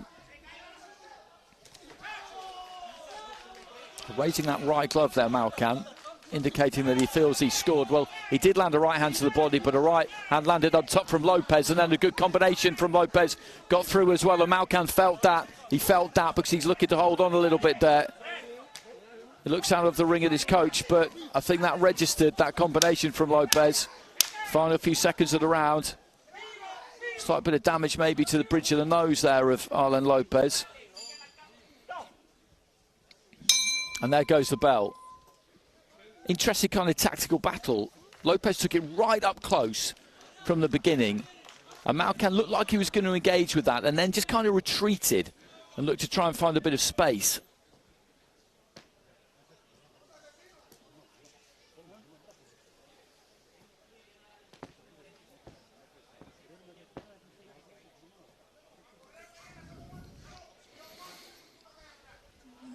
From where I'm sitting, it was Lopez who landed the more damaging blows. There weren't loads of them, but towards the end there, when he landed that combination, I think that would have taken it for me. There's a right hand into the body, though. He's got lovely long arms, hasn't he, Malkan, when you look at him there. Tremendous reach on him. And when he flicks that jab up from the waist, he can really extend it. So split scoring in that first round. 3 cards in favour of Lopez, 2 in favour of Malkan. And that sets things up very, very nicely. Round 2.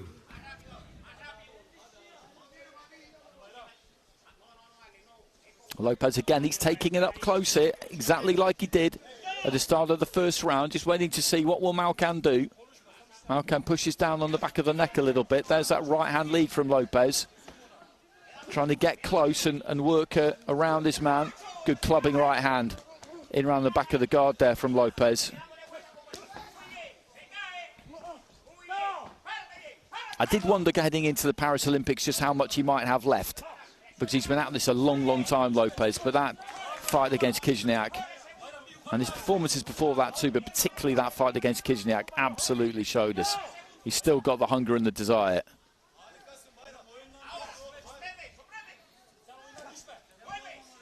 And he is the #1 seed in this light heavyweight division.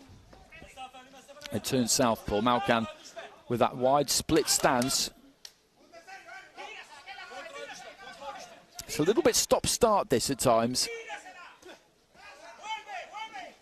Malkan trying to get away with the lead left hook and then a right to the body. There wasn't much on it, but it did land.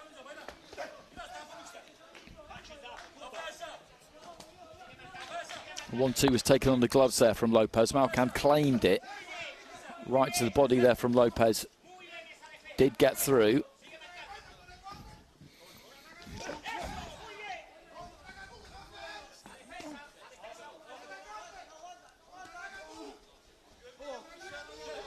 And he's looking to the referee there, Malkan, and he needs to get on with it. Defend yourself at all times, because he shipped a right hand there. He's looking at Luca Vallelonga to get involved, and the referee wasn't really that interested.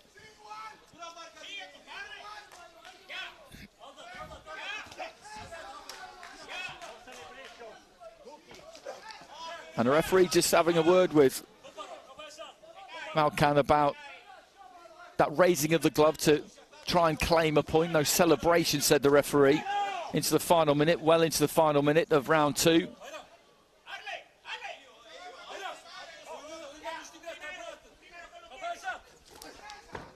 Well, he touched down with the glove there, Malkan. A left hand was let go by Lopez. And it did make some kind of contact, but the referee not ruling that a knockdown.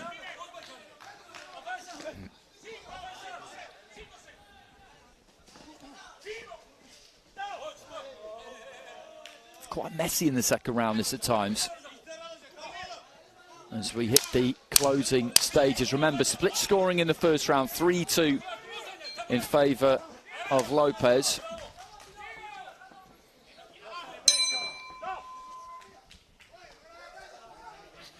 And he's not happy, Lopez, with the theatrics of Malkan and the way that he's going about this. I think he feels that Malkan hasn't really come to fight. And the way he's gone about this has come as a little bit of a surprise to me, but it worked well enough for him in that first round.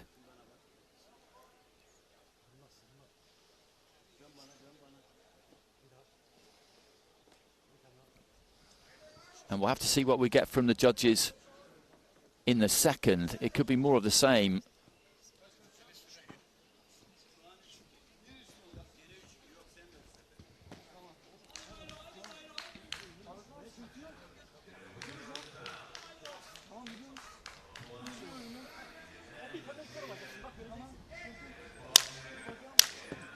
And so we've got more split scoring, but it's Lopez who has got 3 scores of 20 to 18, 1 score of 20 to 18 for Malkan, and 1 drawn card. I'm pretty sure that's what I saw there as those third and final round scores flashed up, which gives Lopez very much the advantage. He's very much in the box seat because he's got those 3 scorecards, which you would say are fairly firmly in his pocket, because it's difficult to see him surrendering a 10-8 round in this third and final round. So Malkan just didn't quite get enough in that second round.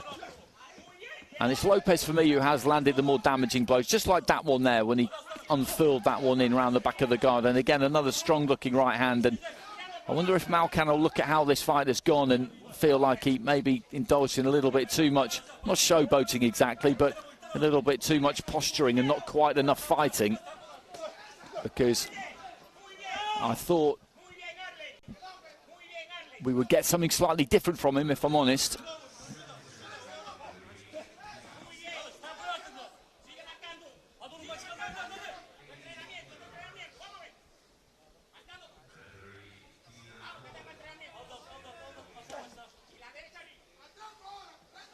And just a reminder that any fight that finishes 3-2 immediately goes to the bout review system, where essentially 2 judges' scores, 2 extra judges' scores are added, so it becomes a 7-judge fight, basically, because it's deemed as being that close that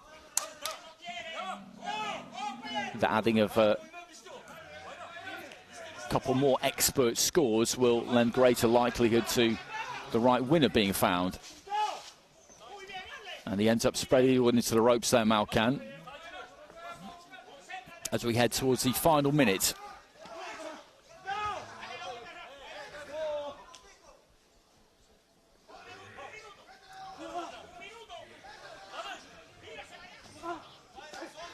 Good left hand there from Lopez. And a decent right as well. You could see on the face of Malkan that that one landed pretty clean.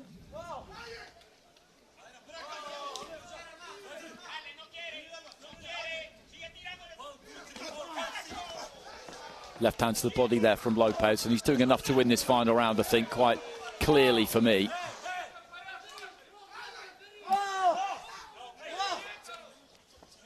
And he's just turned his back there, Malkan. He's complaining to the referee, but the fight was continuing there, and he just turned his back on Lopez. It's been a bit strange from him at times, this, to be honest.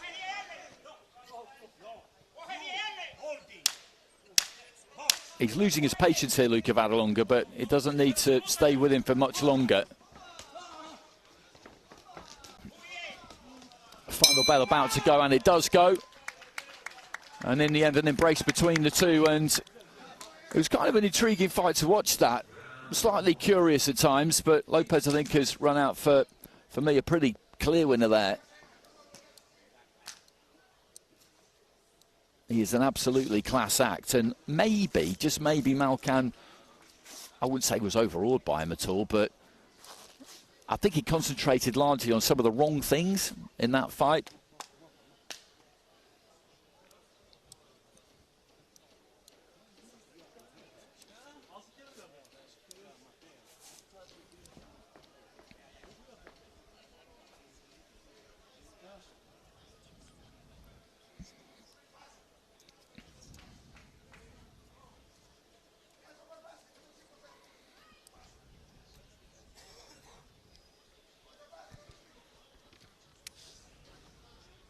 Ladies and gentlemen, we go to the judges' scorecard where we have a split decision in favor of your winner. In the red corner, representing Cuba, Armen Lopez. So the two-time Olympic champion gets it. 4-1.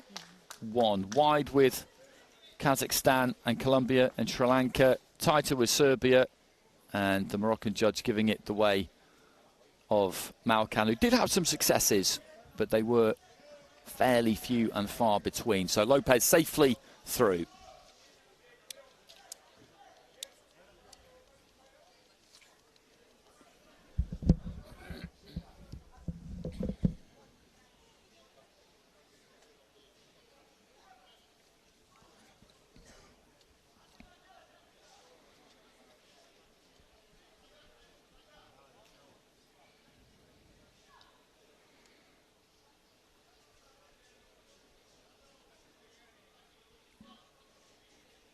He's so elusive, Lopez. He'll take it right up close, happy to fight in that tight semicircle around his opponent, and then just putting his finger to the lips there when the decision was given. I don't know how many fights he would have had in total, but it is hundreds. It would be upward of 500 now, maybe, I think. Ladies and gentlemen, our next contest is in the 80-kilogram light heavyweight division. And your referee for this contest from Tajikistan is Akmaljon Abdullayev. Introducing first, coming into the red corner and representing Malaysia, Mohammed bin Qatar.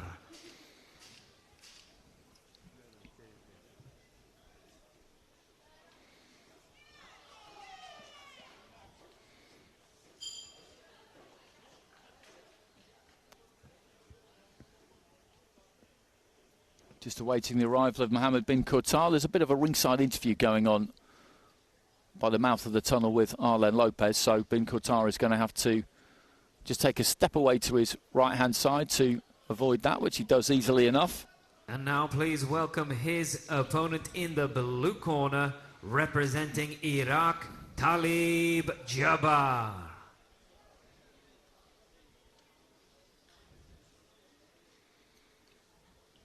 And for Iraq, we've got Rida Talib Jabbar here.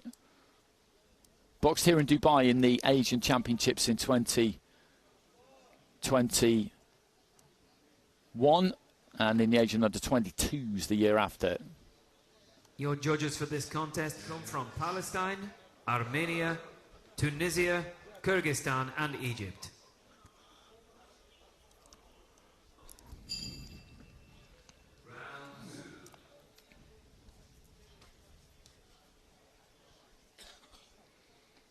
Quite a substantial knee brace there on Jabbar, on his left leg.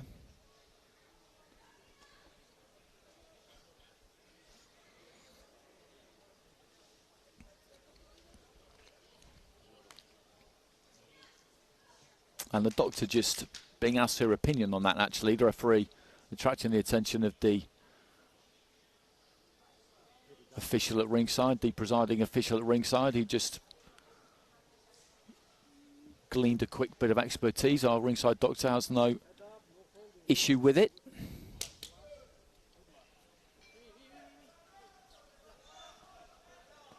So Jabbar in blue, representing Iraq. Bin Kauter of Malaysia in the red. Orthodox Bin Kauter. Southpaw Jabbar.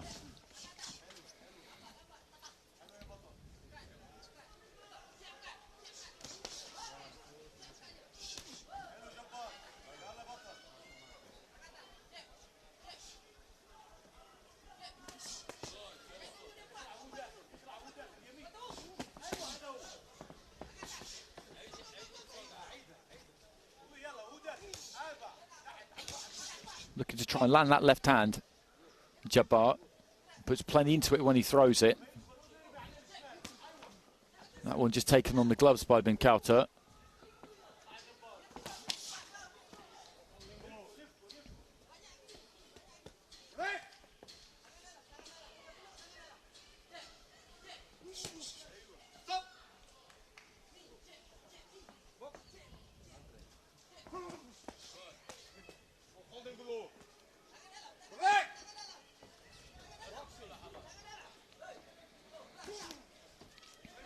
And that's really what he looks for, Jabbar. He'll throw that, then he'll reset and look to throw it again.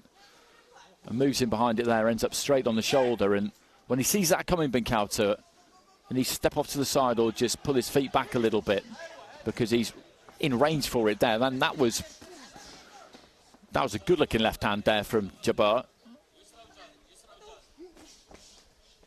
Seems to be able to push off that back leg okay, despite that knee brace.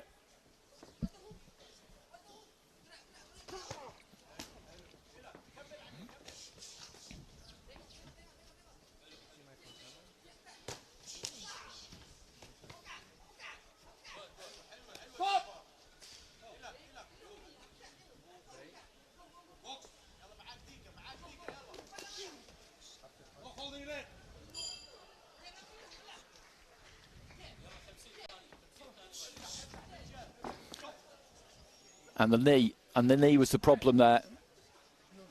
It kind of gave way, collapsed underneath him a little bit. But the referee's still going to give the count, correctly so, because it was a long right-hander thing which caused him to backpedal and the knee just wouldn't really support him. And that's going to be a problem for him. You could see right at the start of the fight that he wasn't moving freely on that leg, and he's able to push off it okay, I think, to throw that left hand.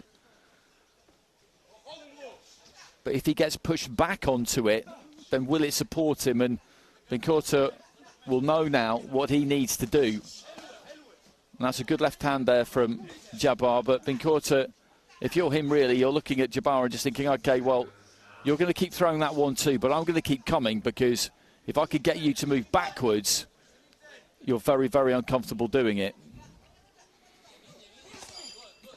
And he kind of hopped forward there, Jabbar, and this is an increasing problem for him, I think. Final few seconds of round one.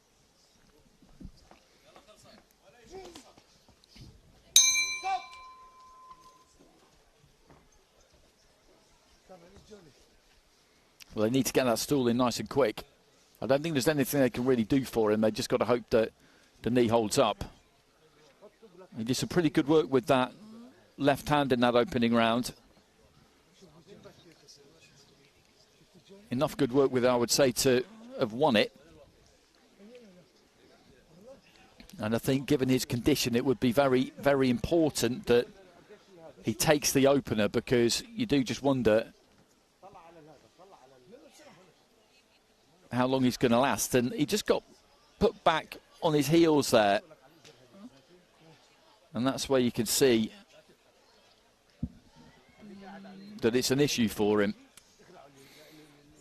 And that the knee support is there for a reason. Seconds out.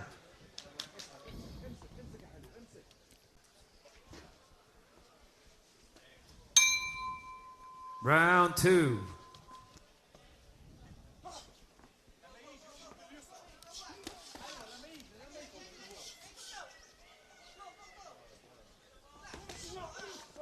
And again, just trying to clubbed down with that left hand this time. The head's just coming a bit close together as they fall into each other there. And he's trying to fight fire with fire here, Bin Kurta, and I'm not sure it's that wise an idea. When I say that, what I mean is he's stepping forward and throwing at the same time as Jabbar is stepping forward and throwing. He might be better off just drawing that lead from Jabbar and then just trying to make a little bit of room for himself. He knows what he's going to get from Jabbar because he's really done the same thing right from the very start of the fight, all the way through. It's that strong left hand, that's what he's looking for. And he throws it well.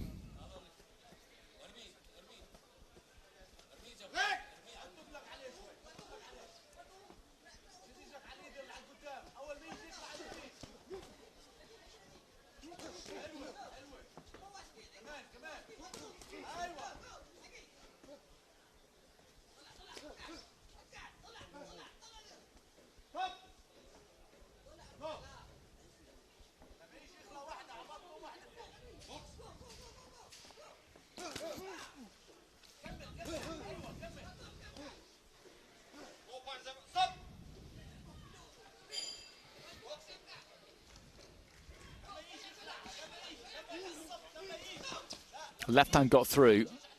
The second time of asking there from Jabbar. Bin Kurta, if he's going to do this, he's got to try and be first a bit more.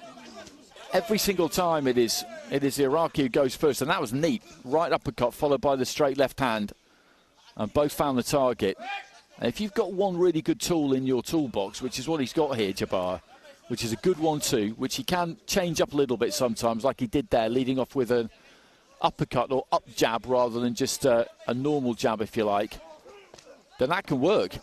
If it's well oiled, if you know what you're doing, if it doesn't take loads out of you, which it doesn't because he's got good economy of effort with it, and it's winning in the fight, and it's winning in the fight handily as we head into the final 30 seconds of round 2.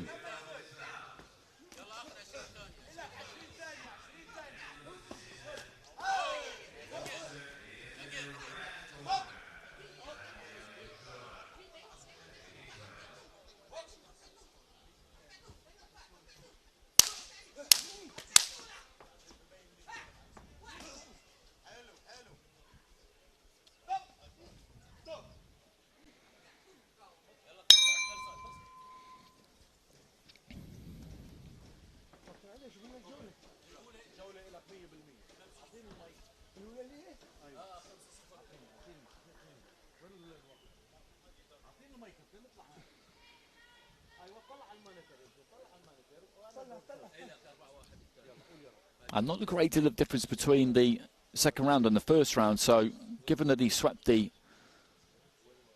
scorecards in the first round there, Jabbar, I would expect him to do the same thing again because, as I say, it's that good mechanical 1-2 that he throws. That left hand got through there from Bin Kurta, but I didn't think he did all that much in that round. That was neat, as I described it. He just changed it slightly. And split scoring in round 2, 4-1 in favour of Jabbar. So he's now got a good lead. He's got a 20-18 lead with 4 of the 5 judges. Third and final round. And the other card being drawn. There's that big left hand again, right at the start of the round. He must know that it's coming, Bin Kurta, but there doesn't seem to be an awful lot he can do about it. And he's looked after that knee well, Jabbar. And Bin Kurta just hasn't been able to put him under the pressure that he's needed to, and you have to give Jabbar credit for that.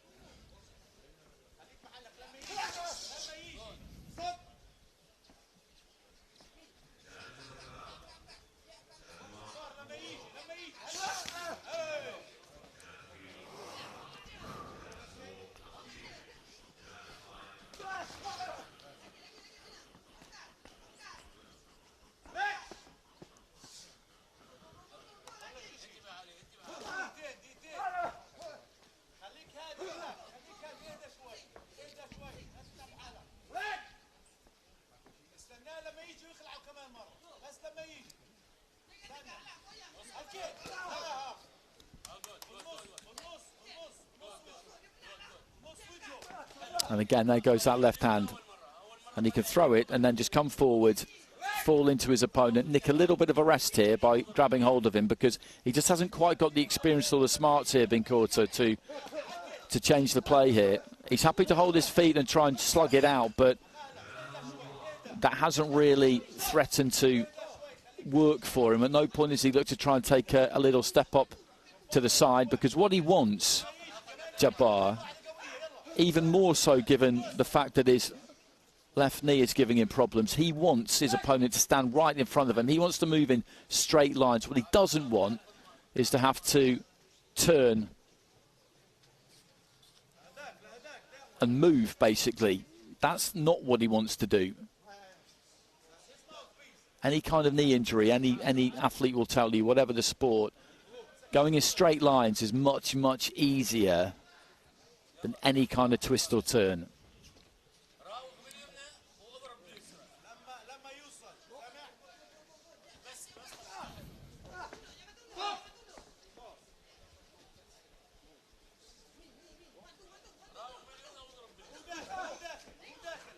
Into the final minute.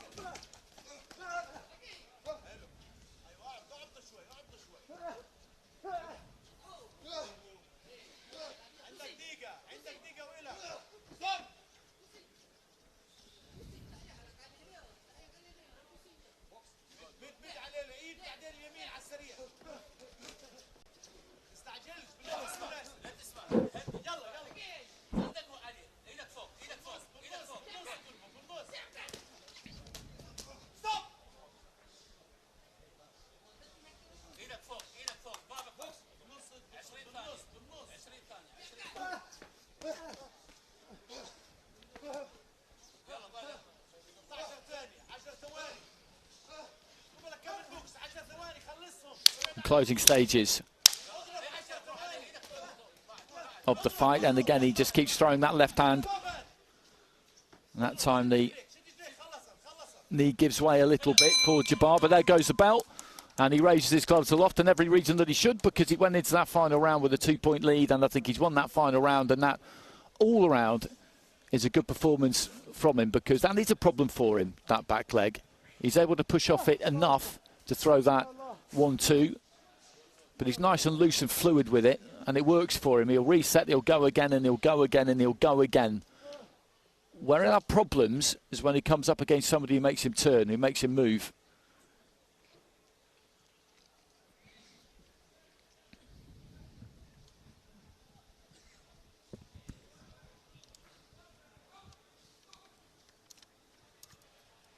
Ladies and gentlemen, we go to your judges' scorecards, where we have a unanimous decision in favor of your winner.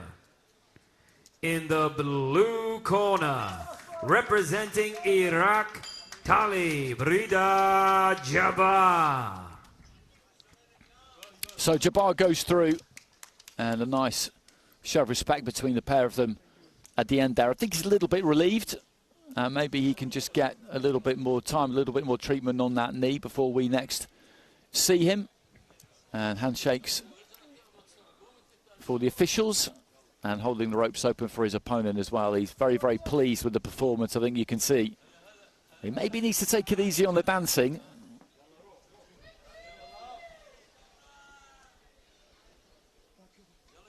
But it's a good performance. He's got every right to be pleased with himself.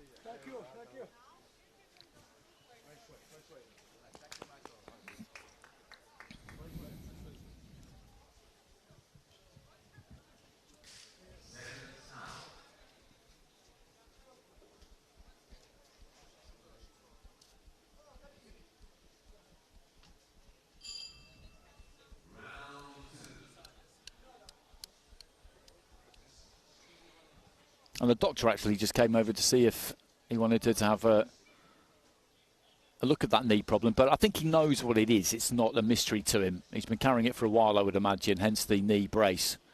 And he knows how to look after it. And as I say, what will cause him problems, and I'm not giving away some kind of trade secret here, is somebody who makes him twist and turn and move around that front foot, and hence move that back foot with it. That'll be hard for him.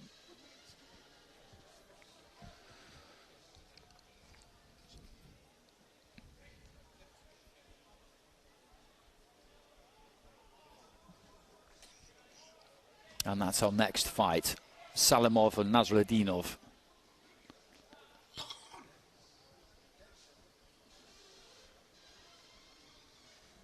Ladies and gentlemen, our next contest is in the 80-kilogram light heavyweight division.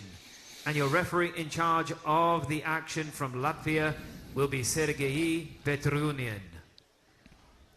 Introducing to you first, boxing out of the red corner and representing Tajikistan, Nekru Salimov.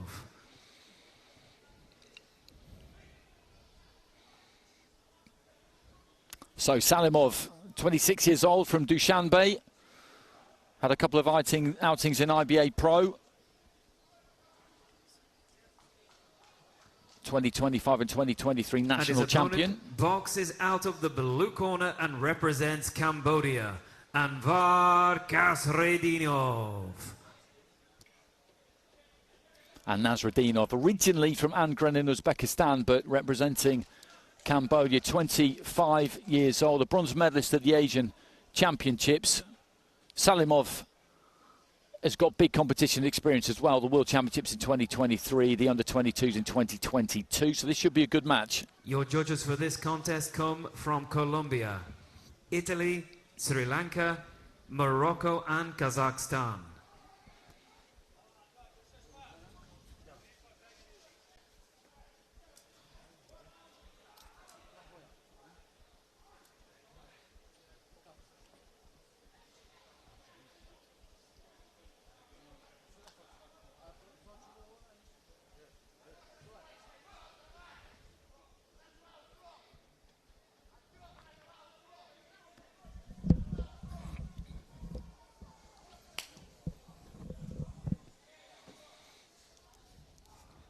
So Salimov in the red, Nasruddinov in the blue.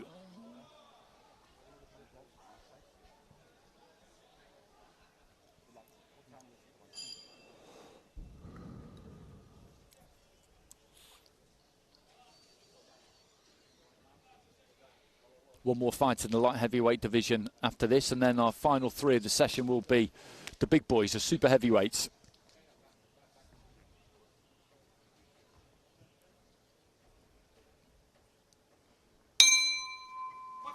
Round one.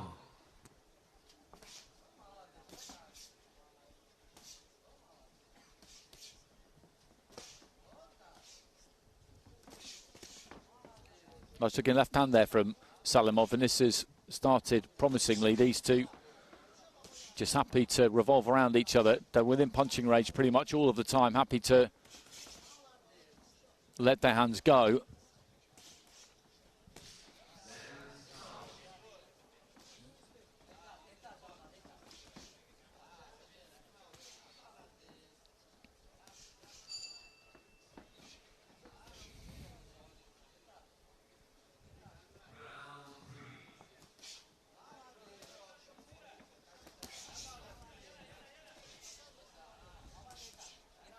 And just swapping jabs.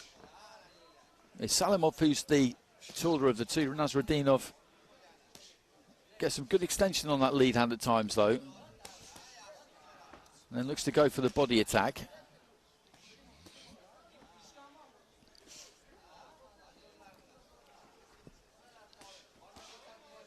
Quite a lot of gloves have been hit so far. Defences from both of these two are fairly tight. That was good from Salimov, just poked with the left to the body and then just came up and found a home for the right-hander thing around the back of the guard.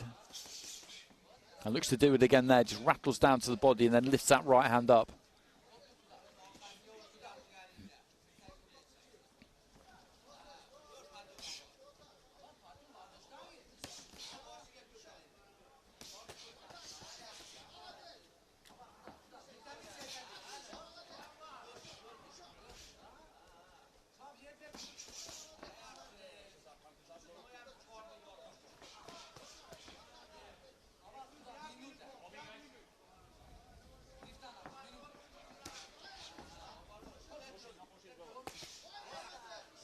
That's a decent right hand there from Nasruddinov, but a right comes back from Salimov, and this is heating up nicely in the final minute of round one.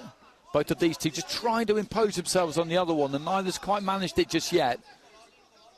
They're looking to see if they can just make their opponent just give a little bit. Springs in behind that kind of reverse 1-2 there. Nasruddinov, who's maybe just starting to get the better of things a little bit towards the end of the round.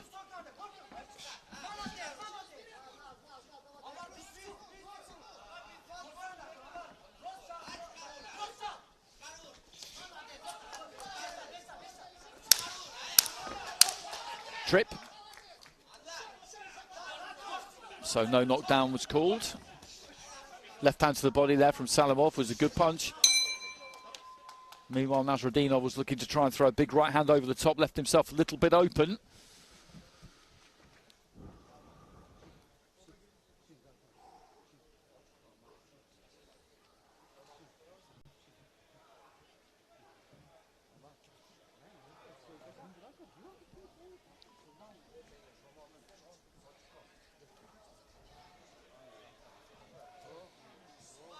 Not much to pick between those two in that opening round, I didn't think.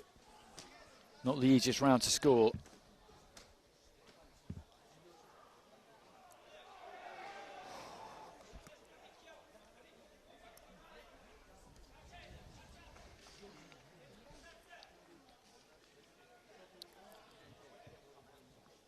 Split scoring, so 4 of the judges going for Salimov, just 1 going for Nasruddinov, so that's a good result for Salimov there, I would say.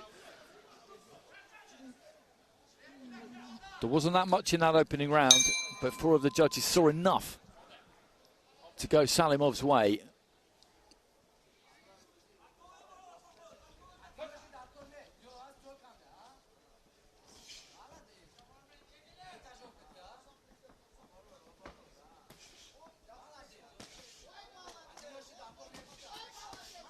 Right to the body there from Nasruddinov.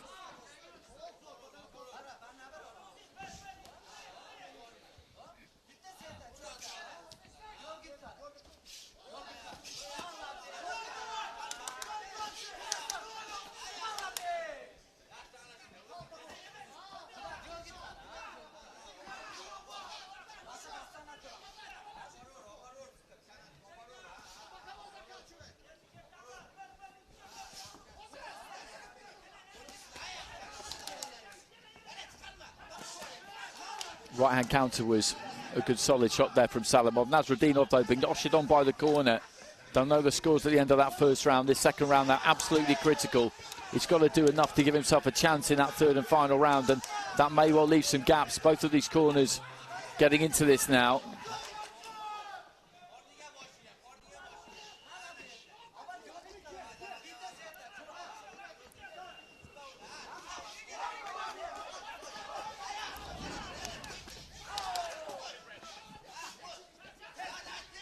Salimov looking for the uppercut there, he didn't quite make it.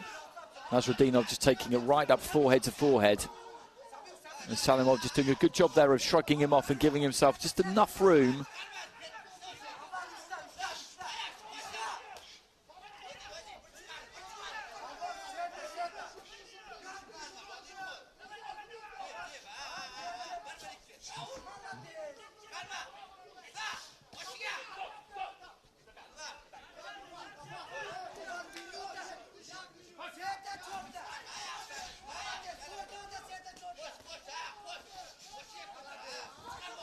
Into the final minute of the second round, and the tempo's been picked up by both of them. Right hand there lands from Nasruddinov.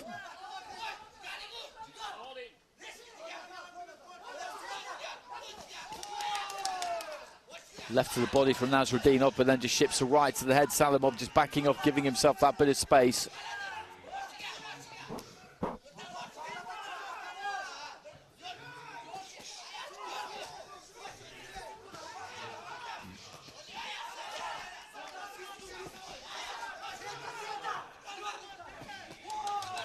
Good solid shots from the pair of them. A right hand from Nasruddinov, a left from Salimov. And neither one of these two is really willing to give an inch here. Nobody wants to box on the back foot. Everybody wants to step into the middle of the ring and let their hands go. Closing seconds of round 2. A 4-1 split in favour of Salimov, remember, in that first round. So the scoring of the second round absolutely crucial for Nasruddinov. I wouldn't be surprised if we got another split with the judges.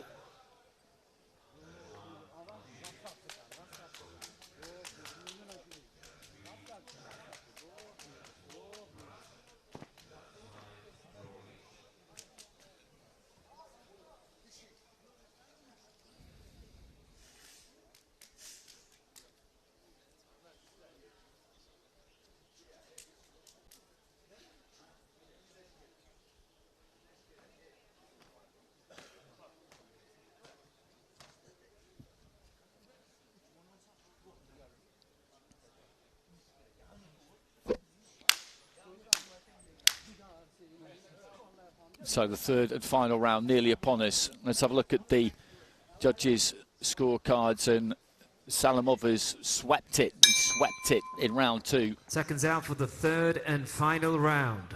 So he has a 2-point lead with 4 of the judges. The other scorecard is level, so Nasruddinov with an awful lot to do in this final round. Personally, I think he's slightly unfortunate not to have done a little bit better from the judges in those first couple of rounds. It's been a good fight.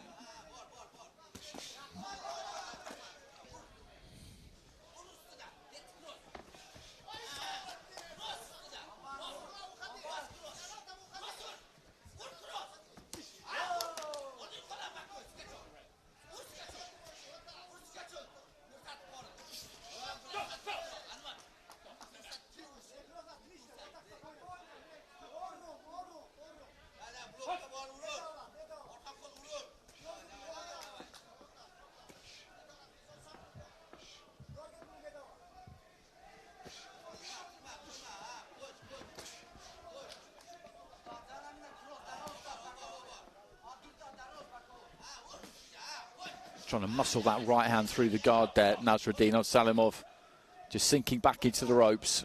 The referee having a word with Nasruddinov about use of the forearm there, just pushing off with the forearm. Salimov with some good variety, finishes with a left to the body. That was a good combination. Then the lead right uppercut.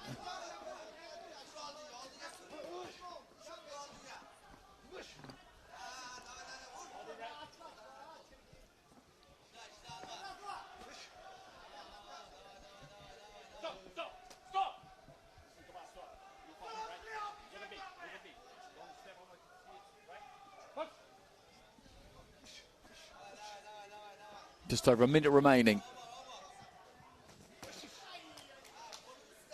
That's a good combination from Salimov, because he tip-taps to an extent with the first couple of punches and really sinks the third one in. And that change of weight, that change of pace, that can catch somebody out. And if you get hit with something that you're not really ready for, it doesn't have to be the strongest punch in the world, but if it's heavier than you think it's going to be, or you're expecting it to be, that's when it can do some damage.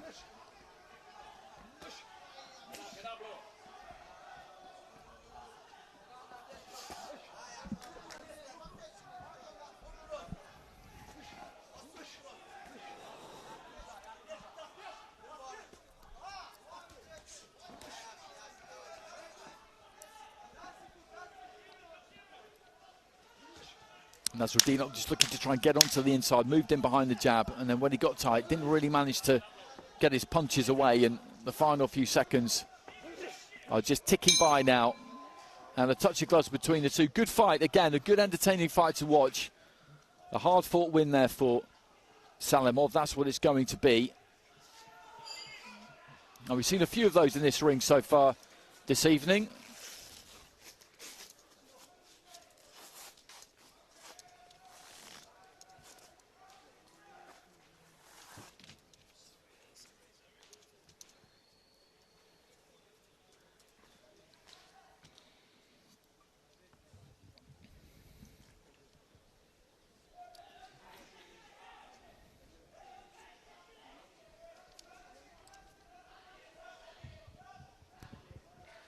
Ladies and gentlemen, we go to the judges' scorecards, where we have a split decision in favor of your winner. In the red corner, representing Tajikistan, Nekru Salimov. So he gets it on a 4 3-1 split Salimov. So that drawn card after 2 rounds, that went the way of Nasrudimov. The other judges saw it 3-0 in favour of Salimov, like the previous fight that we saw. As I said, there wasn't an enormous amount in some of those rounds. Salimov, I think, was a worthy winner, but the split decision at least gives Nasrudimov some kind of reward, which I do think he deserved.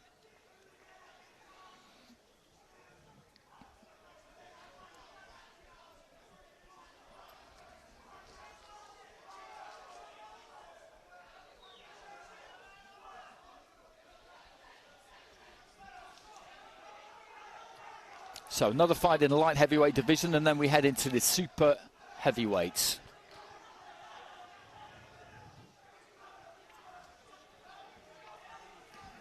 Ladies and gentlemen, the next contest in Ring A is in the 80-kilogram light heavyweight division, and your referee in charge of the action from Romania is Valentin Botez.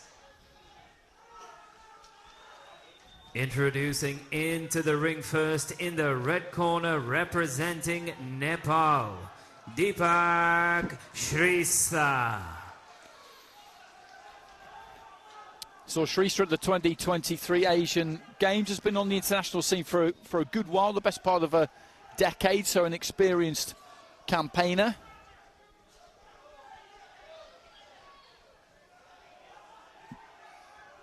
And his opponent comes to the ring in the blue corner, representing North Macedonia, Arjan Eseni.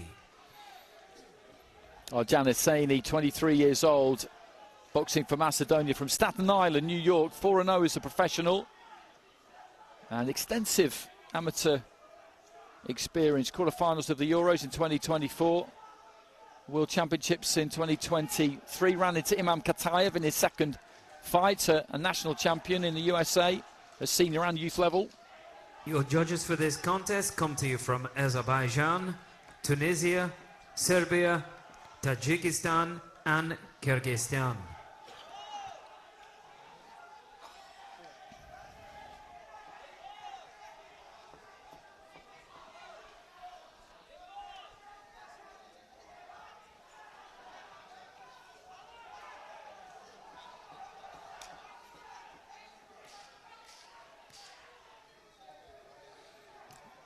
Big height difference there in favour of Eseni.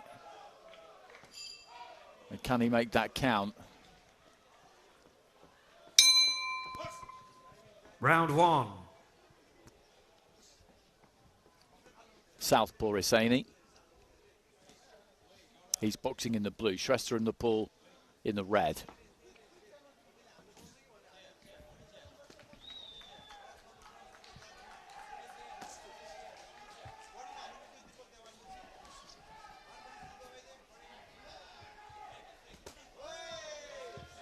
Strong looking right hand there from Shrestha. I don't think it landed absolutely clean. As he's saying, he got the tools here to keep this on the outside. When you look at them stylistically, it is a fairly classic matchup. You've got the shorter fighter who's going to look to bob, weave, slip, roll, just do what he needs to do to get inside that longer wingspan. And then when he gets up close, let his hands go.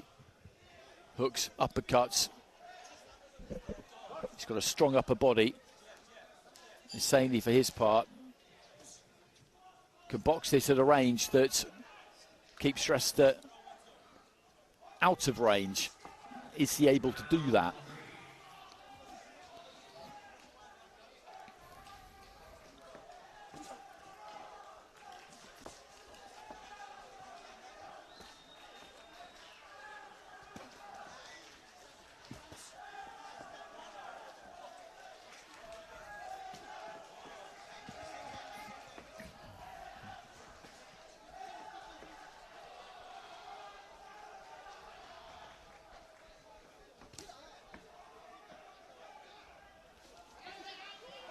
Just came marauding in there, Shrestha, but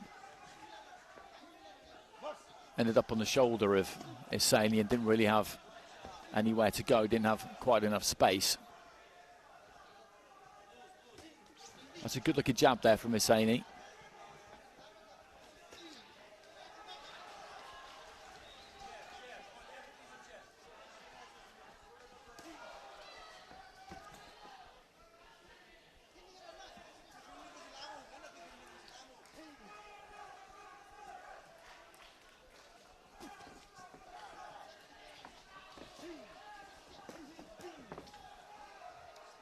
Left hand to the body was solid enough there from Hosseini. Then the jab was well timed.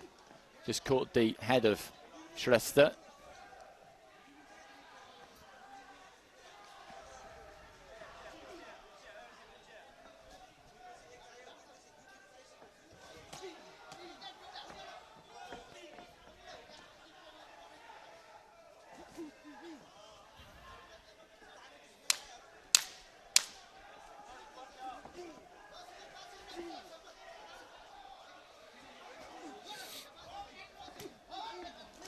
Looks for that big, strong right hand, but the left glove was up where it needed to be there from Hosseini. He boxed a good, calm, calculated, kind of cultured opening round there. He does use those tools. You don't always see it from tall fighters with the reach that goes with that height. Sometimes they like to get in quite close, dig their toes in and really use those long levers to get that leverage. But he uses his natural gifts in a more kind of traditional way, I guess you might say.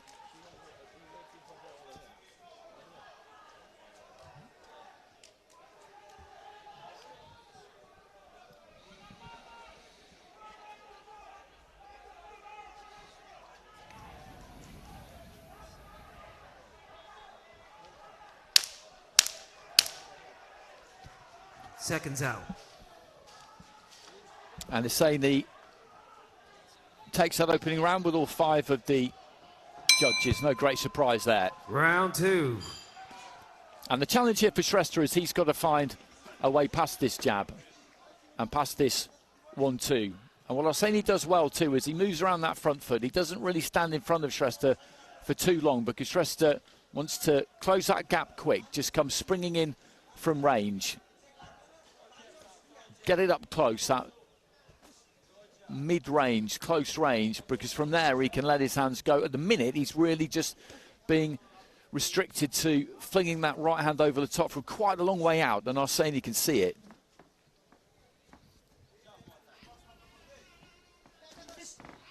That's good from Hosseini. Just took his feet in a little bit closer, shortened the punches up as a result. Got a touch more power.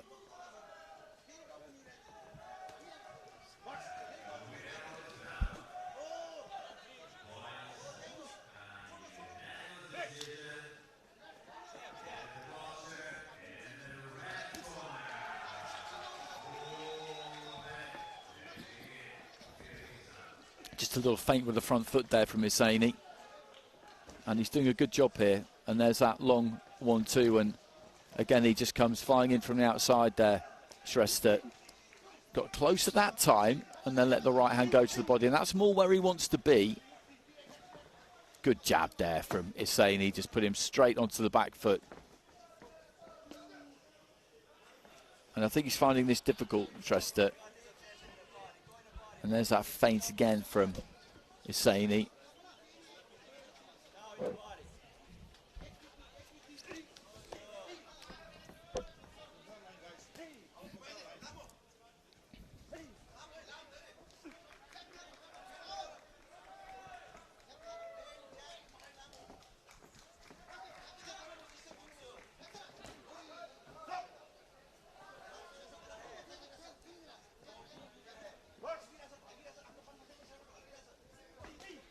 It's the final minute of round 2, and it's been similar to the first round. If anything, I think Hosseini's probably got slightly more expansive and right on cue there. Just looks to let the punches flow a little bit more.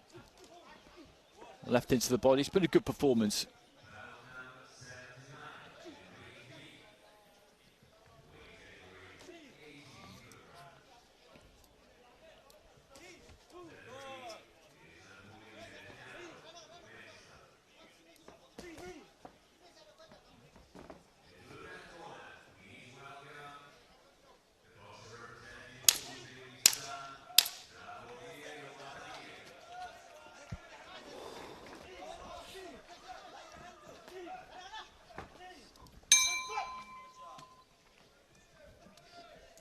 Good job is the comment from the corner there, and I make that absolutely right from the blue corner away to my right-hand side.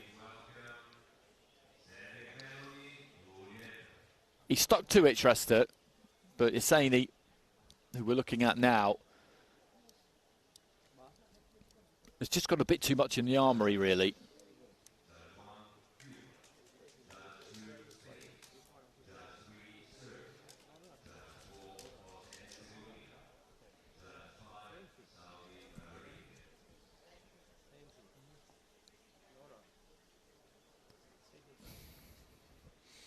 And I think, if anything, he won that second round a bit more clearly than he did the first. Seconds out. And that's reflected by the judges' cards. A couple of 10-8s in there. Third and final round. And as I said earlier on, the 10-8 is given for a clear round win, which is exactly what that was. It doesn't have to be fireworks. If you control things, you control the tempo, you control the distance, you very much look like the boss. You're punching when you want to punch, you're having some good success with it, then that is a clear round win. It doesn't have to be huge punches bouncing off your opponent's head. Third and final round here. And Hosseini, unless something goes very, very wrong, is going to be packing up his kit bag for the next round.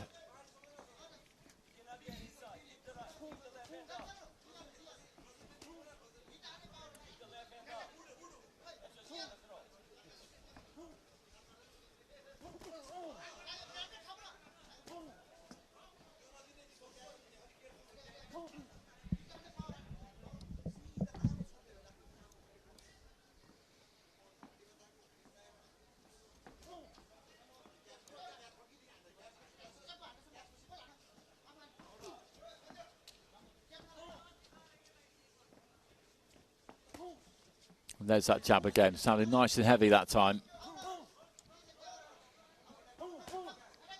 I wouldn't say Shrestha to stop trying in this final round, but I think there's an element of him just seeing out the round here. I think he knows that he just doesn't really have the tools to trouble Hosseini, who is well set up, well organised, decent technique. He's going to be a difficult man to beat.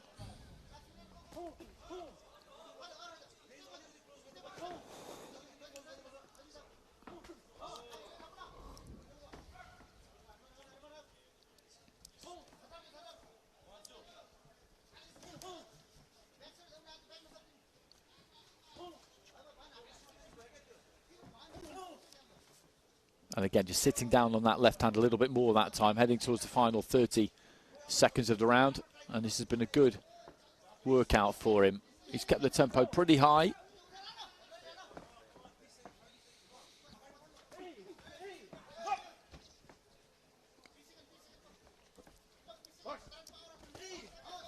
Good left hand into the body there from Hosseini.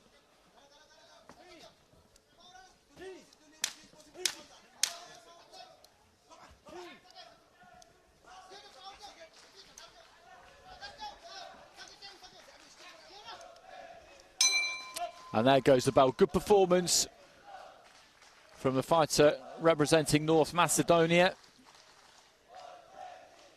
As I said at the beginning, when you see somebody tall with that long reach, you don't necessarily know how they're going to go about it. It seems obvious that they should employ it, that they should use it to its best advantage, but it's not always what you see. But it's what we saw there.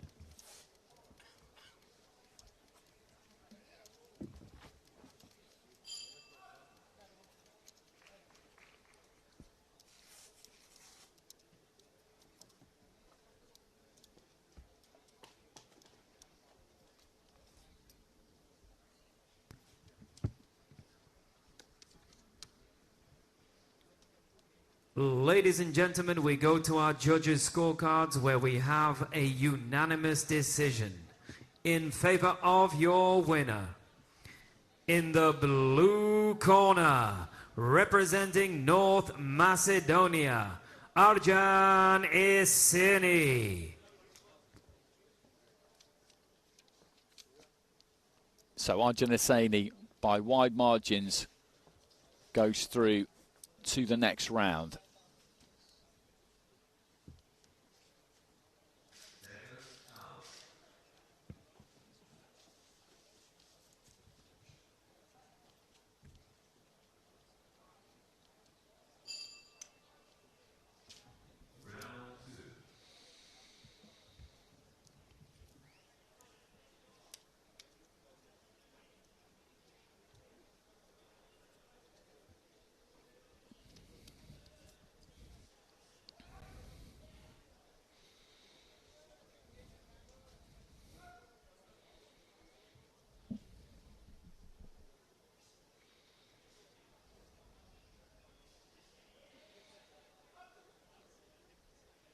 And that's what we've got first up at the super heavyweights. Cuba up against Australia.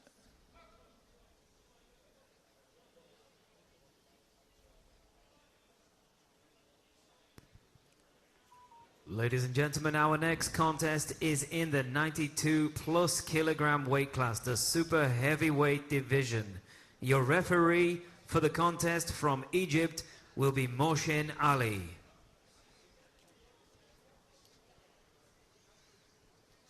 Introducing into the ring first in the red corner, representing Australia, Joshua Sercarelli.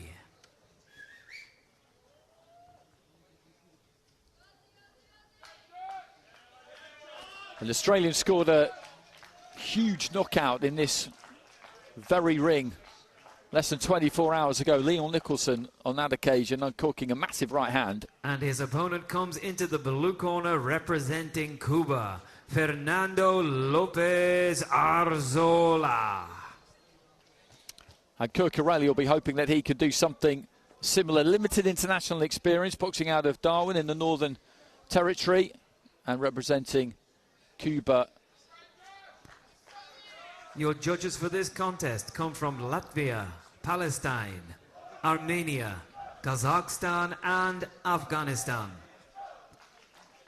Representing Cuba, we have Fernando Arzola, Pan American Games bronze medalist, a gold at the Central American and Caribbean Games, a silver at the World Championships as well, lost to Bakadir Jalolov, who seems to finally have departed the IBA scene, although I wouldn't bet against him making another return. He didn't quite make it to the Paris Olympics. Arzola was beaten by Gerlon Congo when he was touching distance away.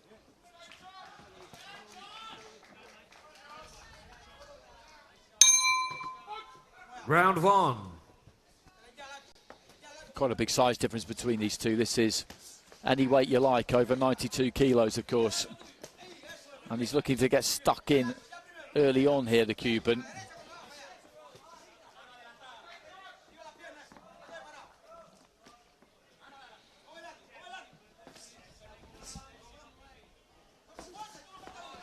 Long right hand there from Sercarelli was a pretty good shot.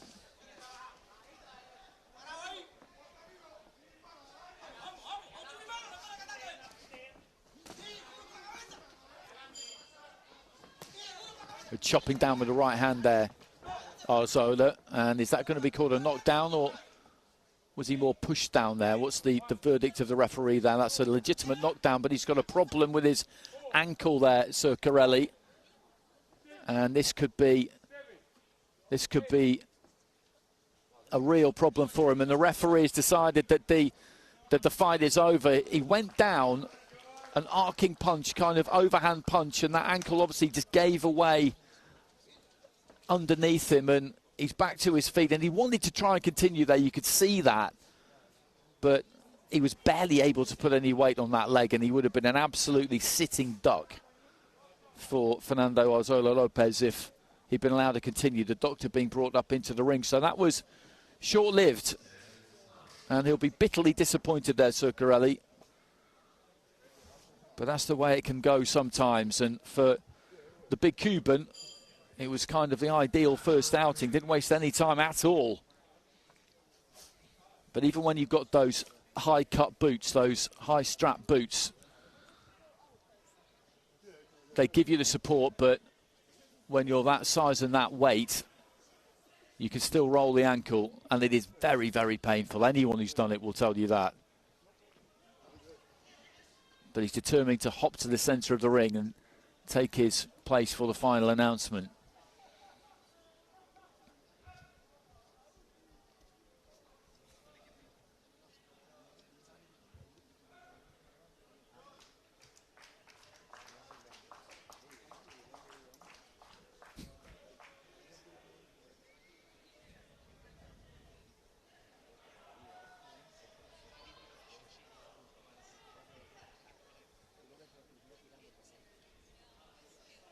And just waiting for the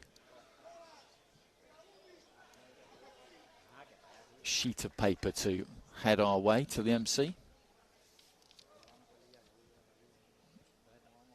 Ladies and gentlemen, your winner by RSC in the blue corner, representing Cuba, Fernando Lopez Arzola.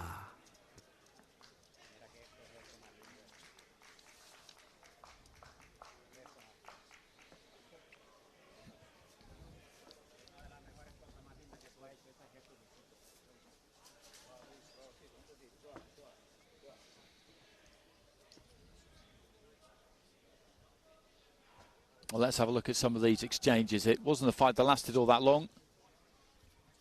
So Khayelihle was maybe slightly cold at the start, but I felt was just kind of feeling his way into it a bit. It was always a big ask against a fighter like Arzola Lopez.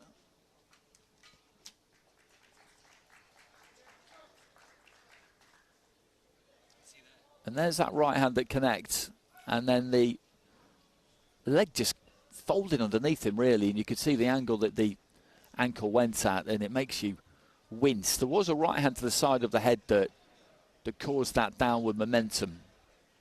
But he was unfortunate there. He was unfortunate, Sir Khayelihle, he really was.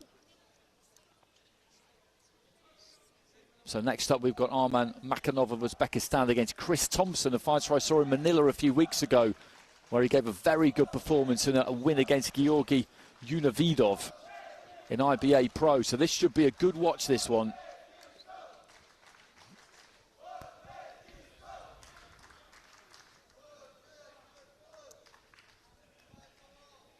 It's taking a little bit of time, though, to get Sir Khayelihle away from ringside, which is understandable. You need to give him some help. You can't just have him hop down the concourse, I don't think. The coaching staff are just getting underneath and getting that ankle supported as best they can.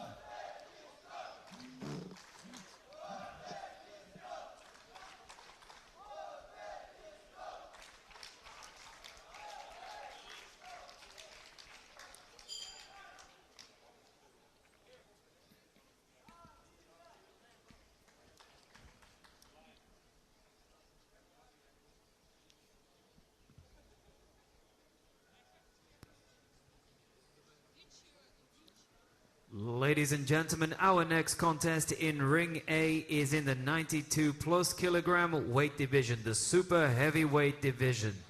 And your referee in charge of the action from Tunisia is Chokri Aridi. Introducing into the ring first, in the red corner, representing Uzbekistan, is Armen Makanov.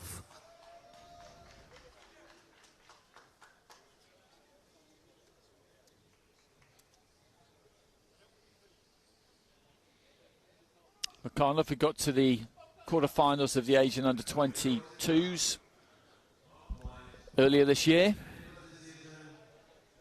And I'm looking forward to this because, as I say, I saw Thompson in Manila on that IBA-PRO card, the celebration of the 50th anniversary of the Thriller in Manila. It was a really good night back at the regional arena where Ali and Frazier did battle, of course, so famously for the third time, and he pulled it out that night against a rated fighter in Unividov.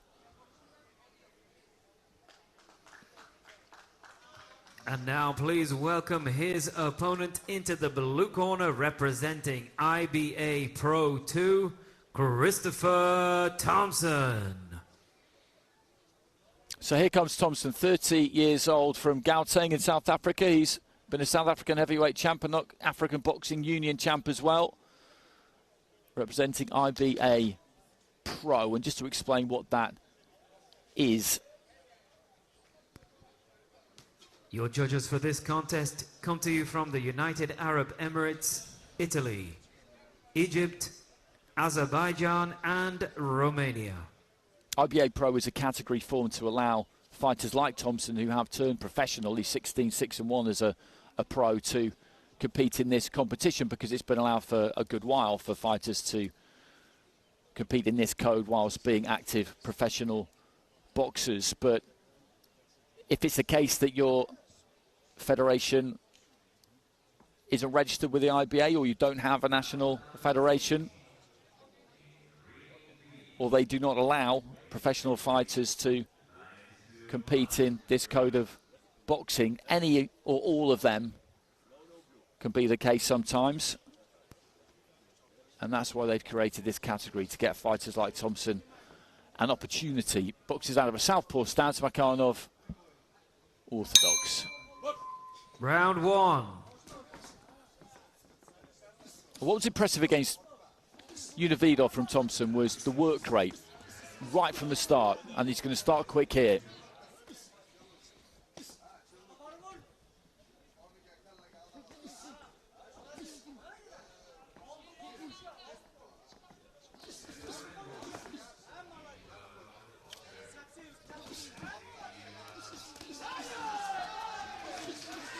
It's a good start, right hand there from Thompson, but Makhanov is getting stuck in as well. Long right hand from Makhanov, and Thompson does tend to come a little bit square when he lets his hands go. Makhanov just shrugs him off.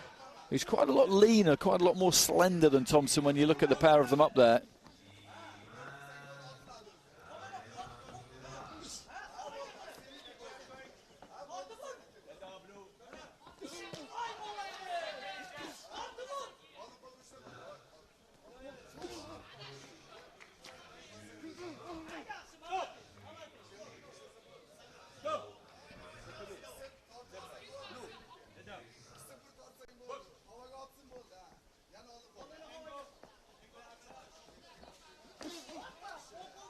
Scoring punch to the body there from Thompson.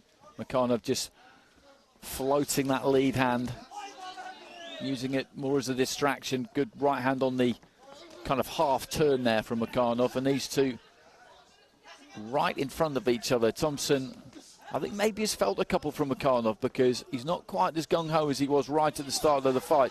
Good right hand into the body there from Makhanov.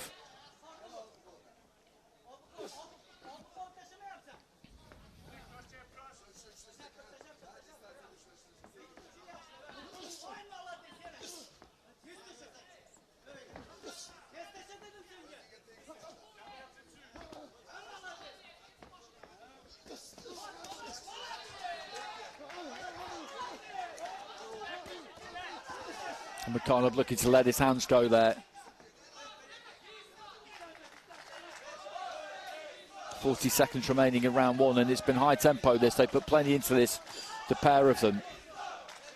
And I thought originally it might be Thompson who was really forcing the pace, and he looked to try and do that at the start of the round, but Makhanov has proved to be equal to it. He's picked his targets pretty well.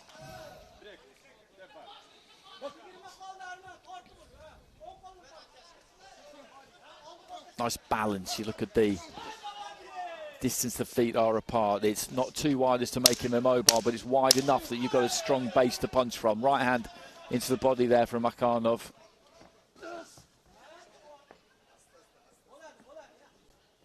His shoelace has come undone, but it's right at the end of the round, so the corner can get that one sorted out.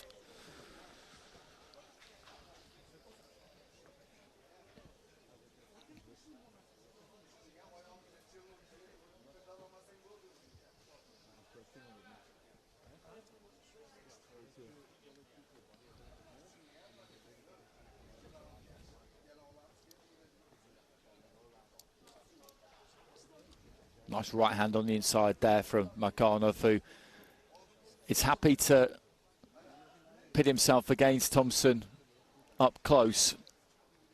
And you can see why, because he remains very, very calm in the pocket, doesn't he? He's happy to be there.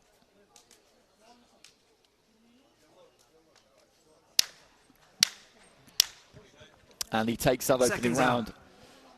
10-9 with all 5 judges.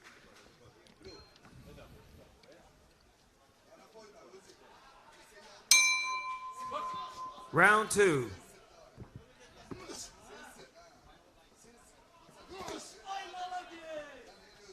Good left hand into the body there from Thompson. And although he did come off second best on the inside there in that first round, that's really what he's going to have to continue to do, because this is how he does it, Chris Thompson. He's just going to have to back himself here and try to just keep bringing the heat to Makhanov and keep the faith, be confident that he maybe will gas a little bit, that he'll wilt.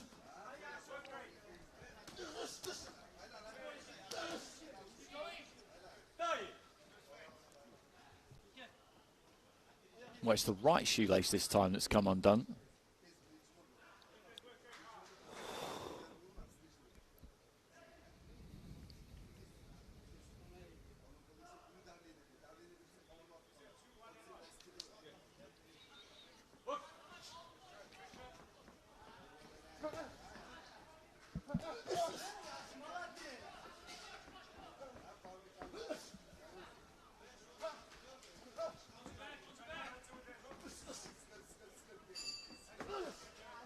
Left hand into the body again there from Thompson, and then just steps in and really tries to muscle that left hand straight down the middle. And Makhanov comes back with a straight right of his own, and the referee steps in with a standing count. It was a good, crisp, well-delivered punch.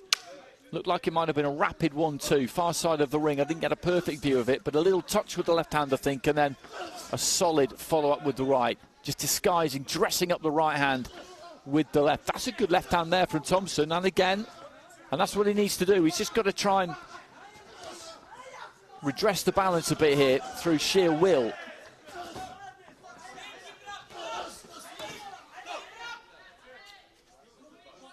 Well, that was unfortunate. I don't think that was deliberate in any way, but the referee was within his rights to pick up on it. Makhanov just finding a slightly different angle for that right hand, just arcing it a touch.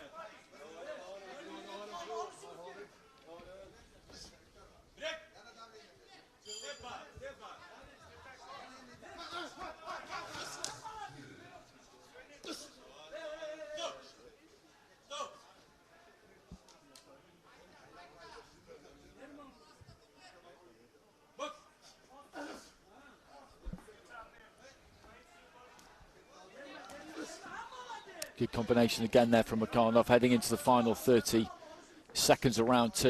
And it has been a good fight to watch this.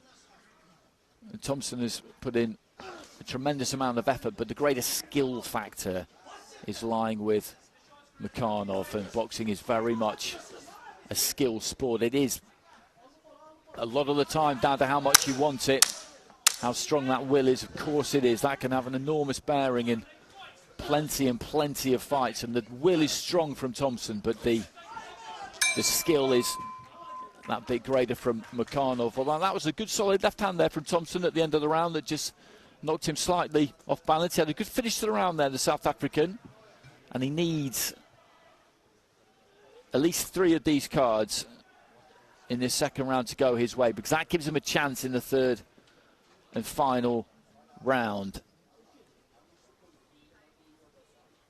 I'd say that is unlikely to happen, though, on the basis of what we saw.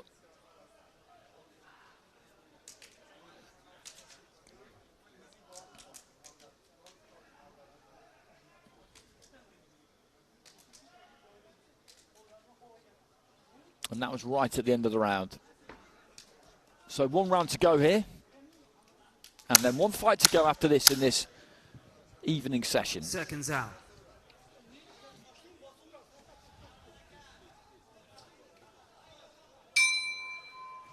Third and final round.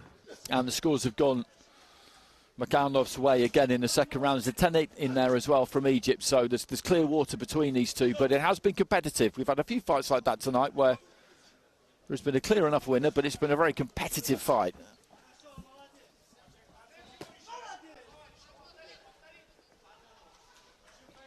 And you just see that kind of balletic poise that he's got there, Makhanov. He's just not quite bouncing,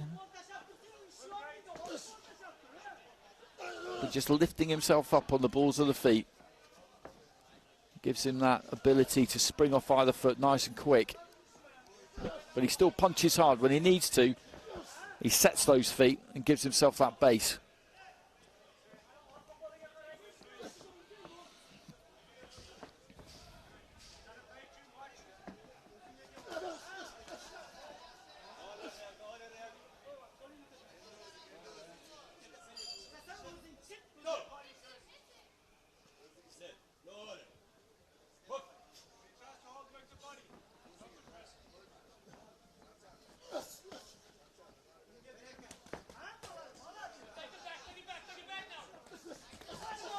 Good combination there from Makhanov. That was absolutely tremendous.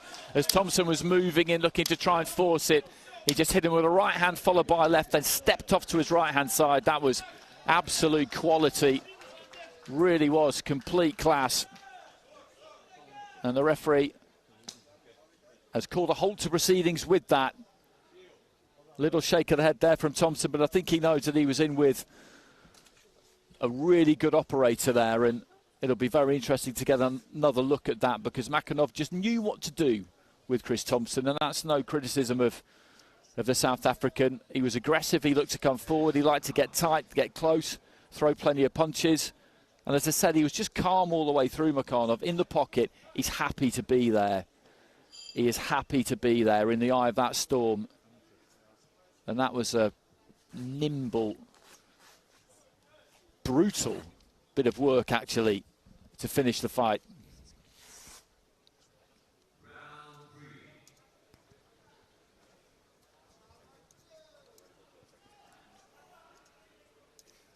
Ladies and gentlemen, your winner is wrong.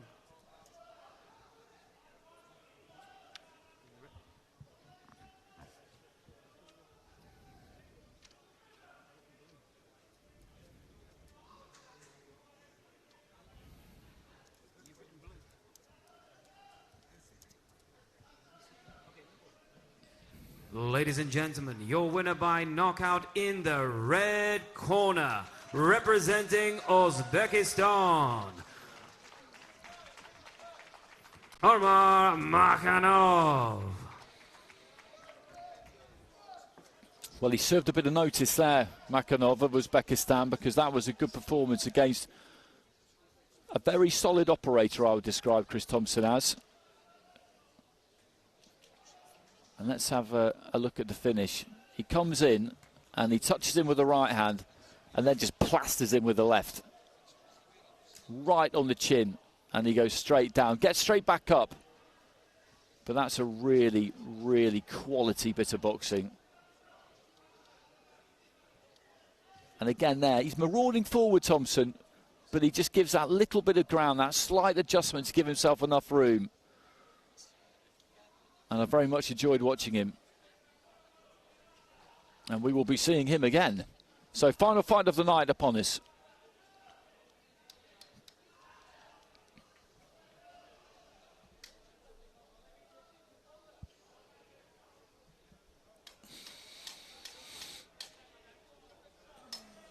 Final fight of the session, I should say. Not final fight of the night. We've got plenty more coming your way after what will be a relatively short break, I think.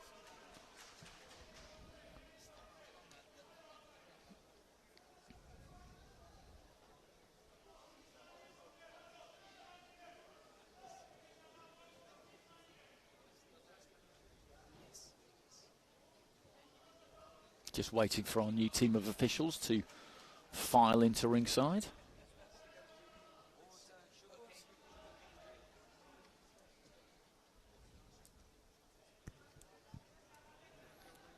Ladies and gentlemen, that brings us to our final contest of the session in Ring A. This contest will be in the 92 plus super heavyweight division. And your referee in charge of the action from Morocco is Oimema Semlali.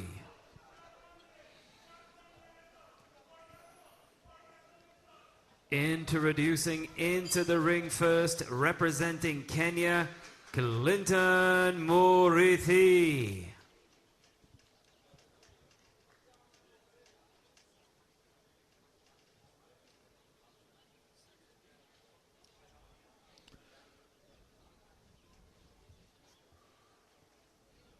Clinton Murithi, another one of the Kenyan team, medalled at the 2024 African Boxing Championships. And now please welcome his opponent into the blue corner, representing Belarus, Uldazislau Smialikau.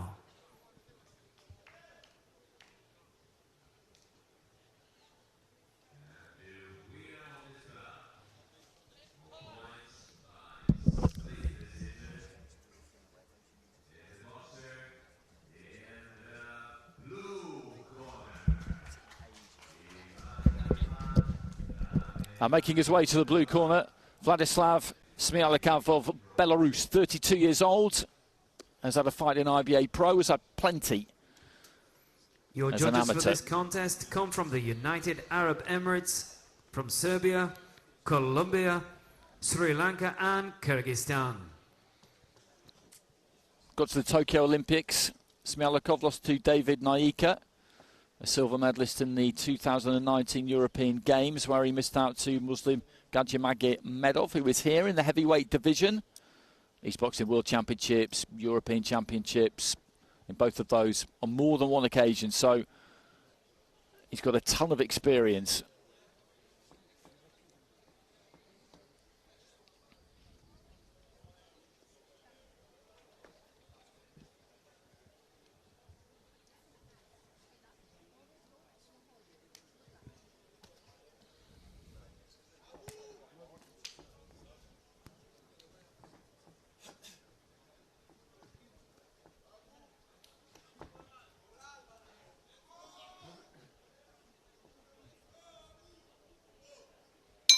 So our final fight of the session gets underway.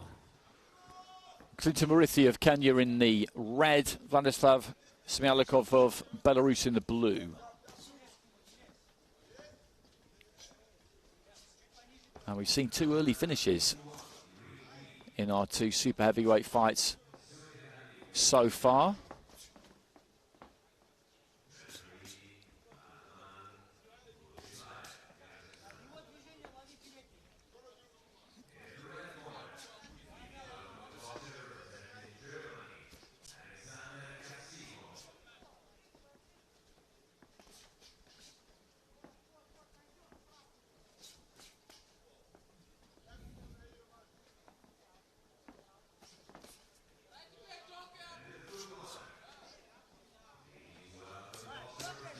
Trying to get close there to land that left hand, Murithi. That's a good right hand from Murithi, well placed. And Smialikau is just allowing him to walk in on him a little bit here. He's got to get that jab going, the big Belarusian.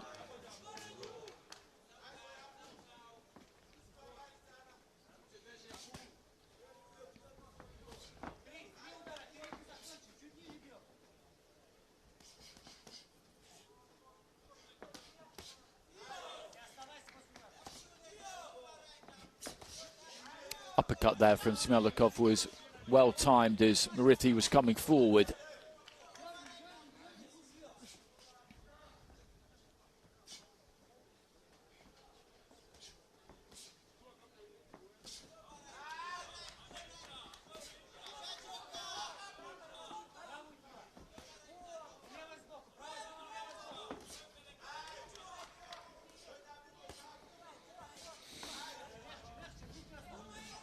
Just pecking with that lead hand a little bit, Smialikau. It'd be good to see him put a little bit more heat on that, but he is beginning to get it to work.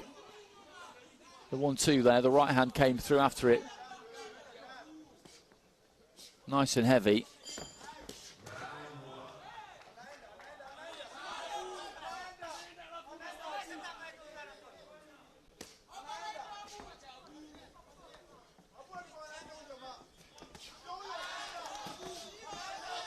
There's a good right hand there from Murithi, whose method at times has been fairly effective. He's fought in bursts really in this opening round.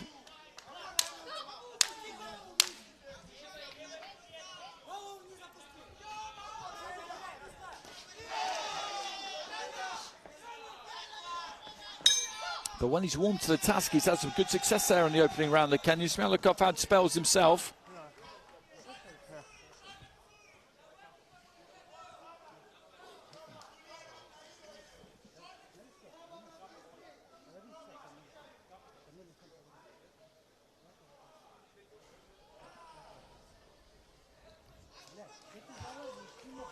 He picked his moments nicely, the Kenyan. He didn't seem like he was in range sometimes, and then he just kind of ghosted in, and that right hand travels further than you think it's going to.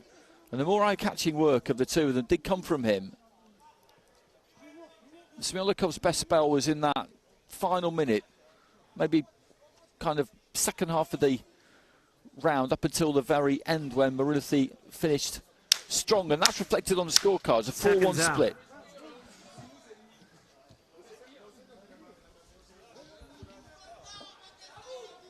I think he needs to be busier, Smialekov. Just pump that jab out, use that jab, because as I say, I think Murithi will look to try and pick his moments, fight in bursts a little bit, but he's nice and loose.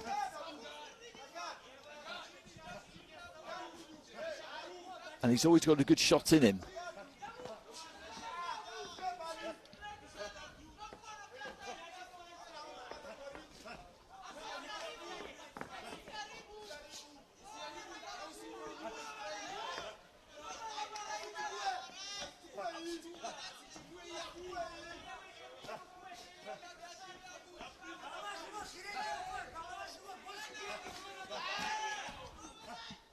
Good jab there from Smialekov, but again there Murithi just steps in and lets a couple go. And both of them just trying to work their way out of this left-hand side of the ring, and the referee's letting them, which is always good.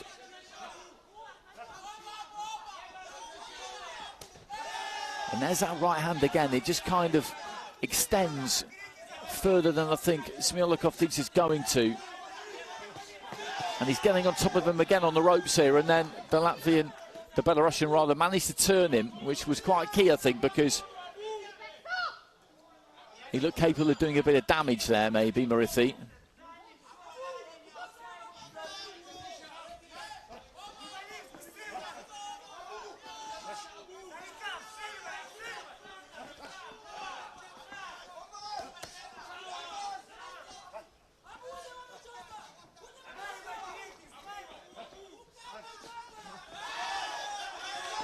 And there's that right hand again, which just seems to put Smialekov onto the back foot almost every time he lands it. Sometimes it doesn't look like there's all that much on it, but maybe he's got naturally heavy hands here, Murithi.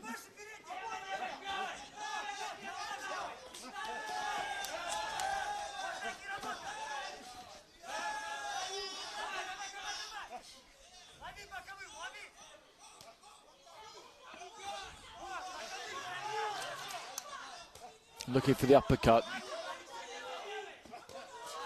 Nice right hand to the body there from Smialekov.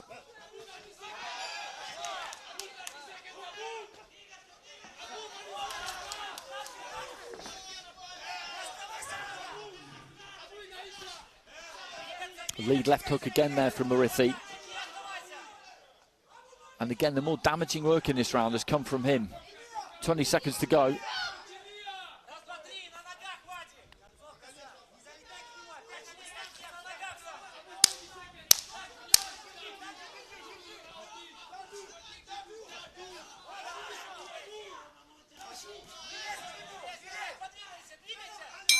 And there goes the bell.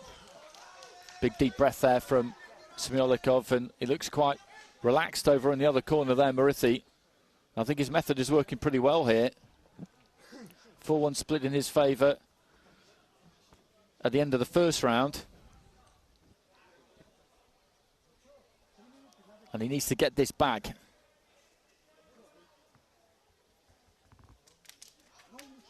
Smyolakov. And he did have some decent shots in that round.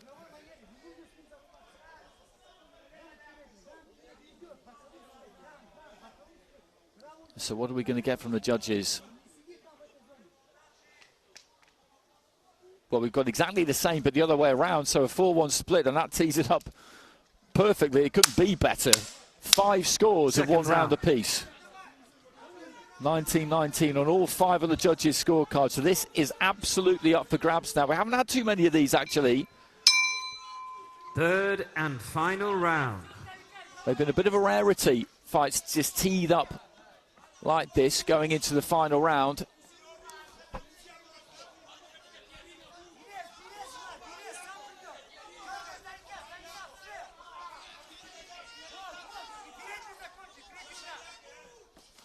And they're going to have to dig deep here, the pair of them. Smyolakov trying to get on that jab, trying to make that work for him. That's a decent combination. Short right hand, and again, it's a good start to the round here from the fighter in blue. And then just pushes his man down. That'll get them both a little bit of a breather.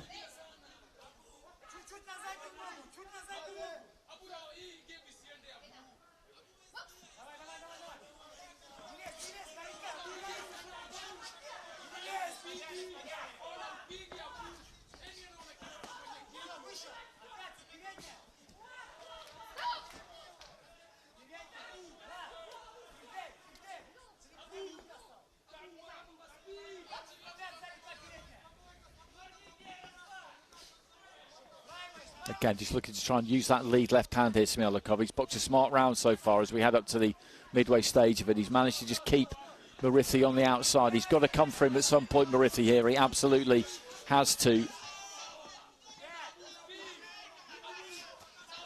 Good right hand there from the blue corner. And then just pressing down on his opponent. And this is good stuff from Smyolakov. It's clever stuff, it's intelligent stuff in the final round. With strong punches from the pair of them. A left got through from Marithi, but there are a couple of right hands there from Smyolakov.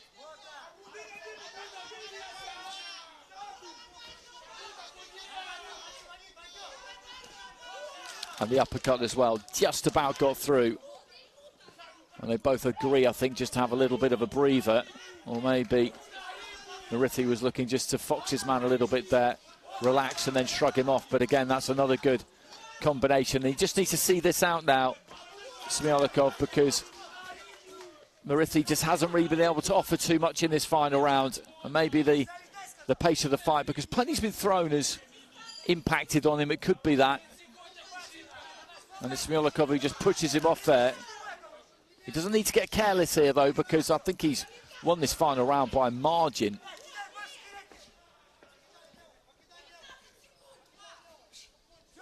And really just needs to avoid disaster in the final few seconds. Nice left hand there from him. And goes down to the body. There goes the clapper.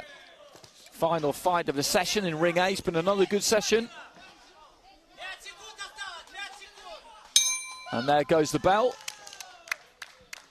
And a touch of gloves. And that's a good final round for the fighter in blue. And he knows it, I think, as he wanders back to the corner.